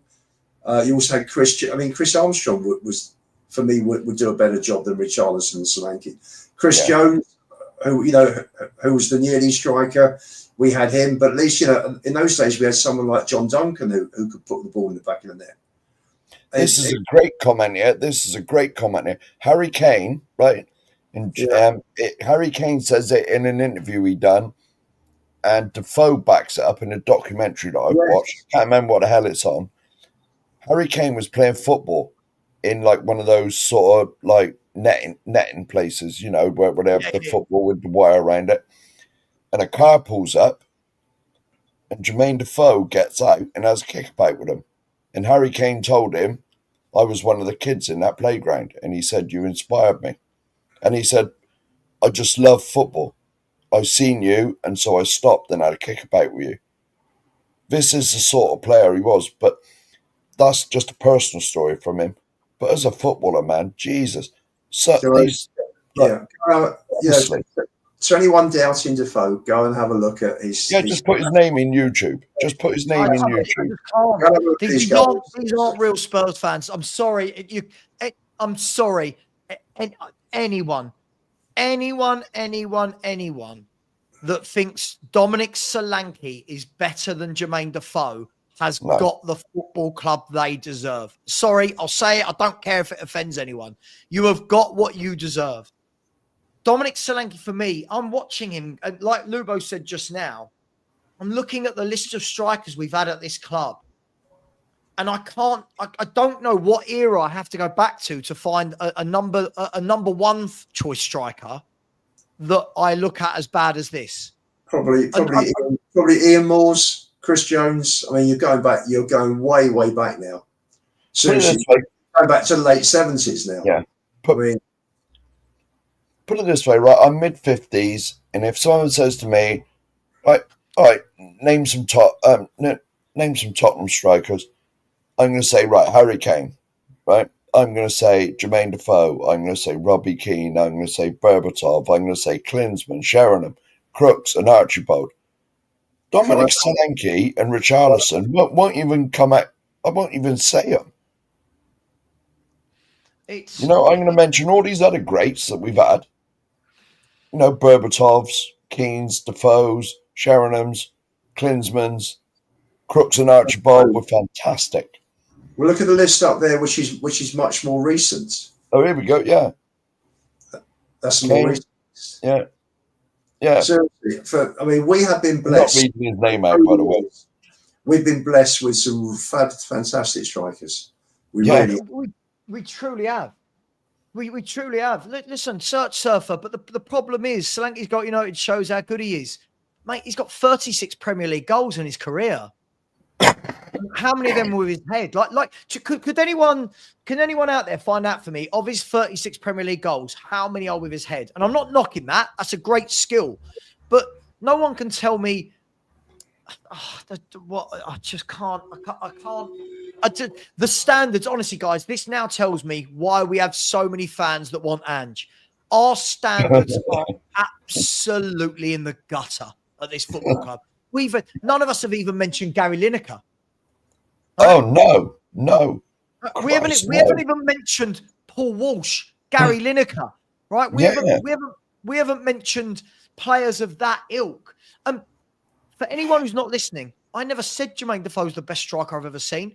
I was using him as an example of a player that, do you know what? I watched Ian Wright. Ian Wright gave an interview, was doing an interview on the Overlap or something the other day. I say the other day, it could have been in the last year. I just remember it. And he was talking about the lack of strikers out there. And he actually says a bit on, he said, boys, if you ever want to see a natural goal scorer, he said, Jermaine. He said, I worked with Jermaine when he was younger. He said, Jermaine, he said, I was told about him when he was at West Ham. I went to watch him when I was a player. I went to watch him for West Ham's academy. And he said that was the greatest goal scorer I'd seen in terms of finishing. And he said he got better and better throughout his career. He said the problem that probably held Jermaine back was, at that time, was just a little bit of physicality. But he said that is the player that strikers now should watch videos of how he gets the ball out and the backlift, with the no back. That is what strikers should do. And for anyone that's not seen this, if you haven't seen the 5 goals against Wigan, just look at how a striker takes the ball out of his feet every time, into the bottom corner. Man, we haven't even mentioned Klinsmann. We haven't even mentioned you. I mentioned Klinsmann. Hey, by the way, Millsy, John Lacey's pushing it a little bit. It's quite funny. John Lacey. I've never seen anything. I mean, what was Darren Bent's record for Spurs? I bet even his was better than Dominic Solanke's. I don't think Bent's record was great, to be fair. Hang on a minute. Harry Redknapp's missus could have finished that. Harry Redknapp's missus could have finished that. So Dominic Solanke is on par with Darren Bent. But there we go. Like Darren Bent got 25 and 79 in all competitions. And none of us mentioned him. Right? And I don't mention Darren Bent because he was a very average striker. Who was it? Who was Sandro, wasn't it? Sandro could have finished that. Well, when he missed that chance, and Harry Redknapp said his missus could have finished it. Right, one for Archer. What about Andy Booth? Booth and Raziak were the 2 worst centre forwards we have ever had, in my opinion. They were just awful. They were awful, seriously. And I think we had them together at the same time. What a name as well, Hod God. Big up for you. Big up for you just for your username, mate. Hod God. That's 1,000,000% spot on. So he could have done worse this year than bring Hoddle in to manage the team for a few months, couldn't he? Hey? Mate, I would have taken it all day long. Look, I think a lot of what comes with the whole Solanke thing as well, right? I think what comes with that, even Mido got 11 and 27 in the league. So Solanke needs to get 4 from his last 7 games to match Mido, right? I didn't think of him. All right, but again, we didn't think of him. No, we didn't think of him, Mark, because I'm not looking at players at that level. No, you know what I mean. We're looking at the top forwards we have, and again, let me reiterate. I'm not saying Jermaine Defoe is one of the greatest I've ever seen. I was using him as an example of what Dominic Solanke can't do as a footballer. Look, for me, I think the problem we've got, I think Lubo was right. You bought a player that doesn't fit the system. But then again, the manager came out, didn't he, and said he was his number one target all summer. Absolutely. Yeah. That's what he wanted. He said, that's the one I wanted to get over the line. Well, you got him over the line. Now, then you had all the videos being made. Why he's perfect for Ange, why he's perfect for Spurs, why Ange wanted him. Now the excuse is, oh, but he can't score goals because of Ange. Well, for me, what's acceptable, guys? What's acceptable a goal scoring return for Dominic Solanke this season? 10. See, I've got to tell you something, Mark. That's a difficult one because Solanke is better than how he is playing, and he's being played totally wrong in the wrong system completely. And the system does him no favours at all. You know, if you look at all the players that are affected by the way Ange plays.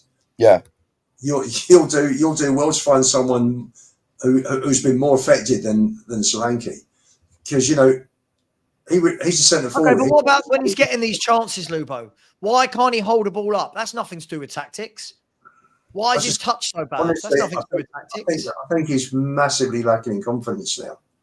Honestly, do you can see he's not confident. Some of us say this in the summer that this is what he was.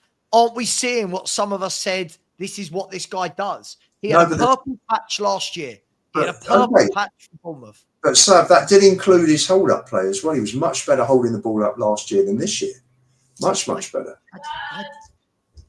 I'm not sure. Look, guys, let's leave it there. By the way, for those asking about Stefan Everson, I did just check. And Stefan Everson, his best 2 seasons for Spurs were 9 in 27, so 1 every 3. And then he scored 14 in 36 in the Premier League only, by the way. 9 in 27, then 14 in 36. But again, Stefan Everson's not a player I'm ever going to turn around and go, oh, remember him. So these are you're on mute, Lubo, by the way. I've got to fly. My office is needed now. Yeah, I'm ending the show. I'm ending the show. Guys, listen, thanks very much. I'll have a video out on the second channel later. And tonight I will be doing a watch along on Big Up if anyone wants to come and join in. Leicester City versus Newcastle. So always good fun. A little bit of chat about football. Thank you for your time. Thank you to Corey. Thank you to Danny. Thank you to Mark. And of course, thank you to Archie Gray's agent for making an appearance. Take care, everyone. And as always, come on, you Spurs.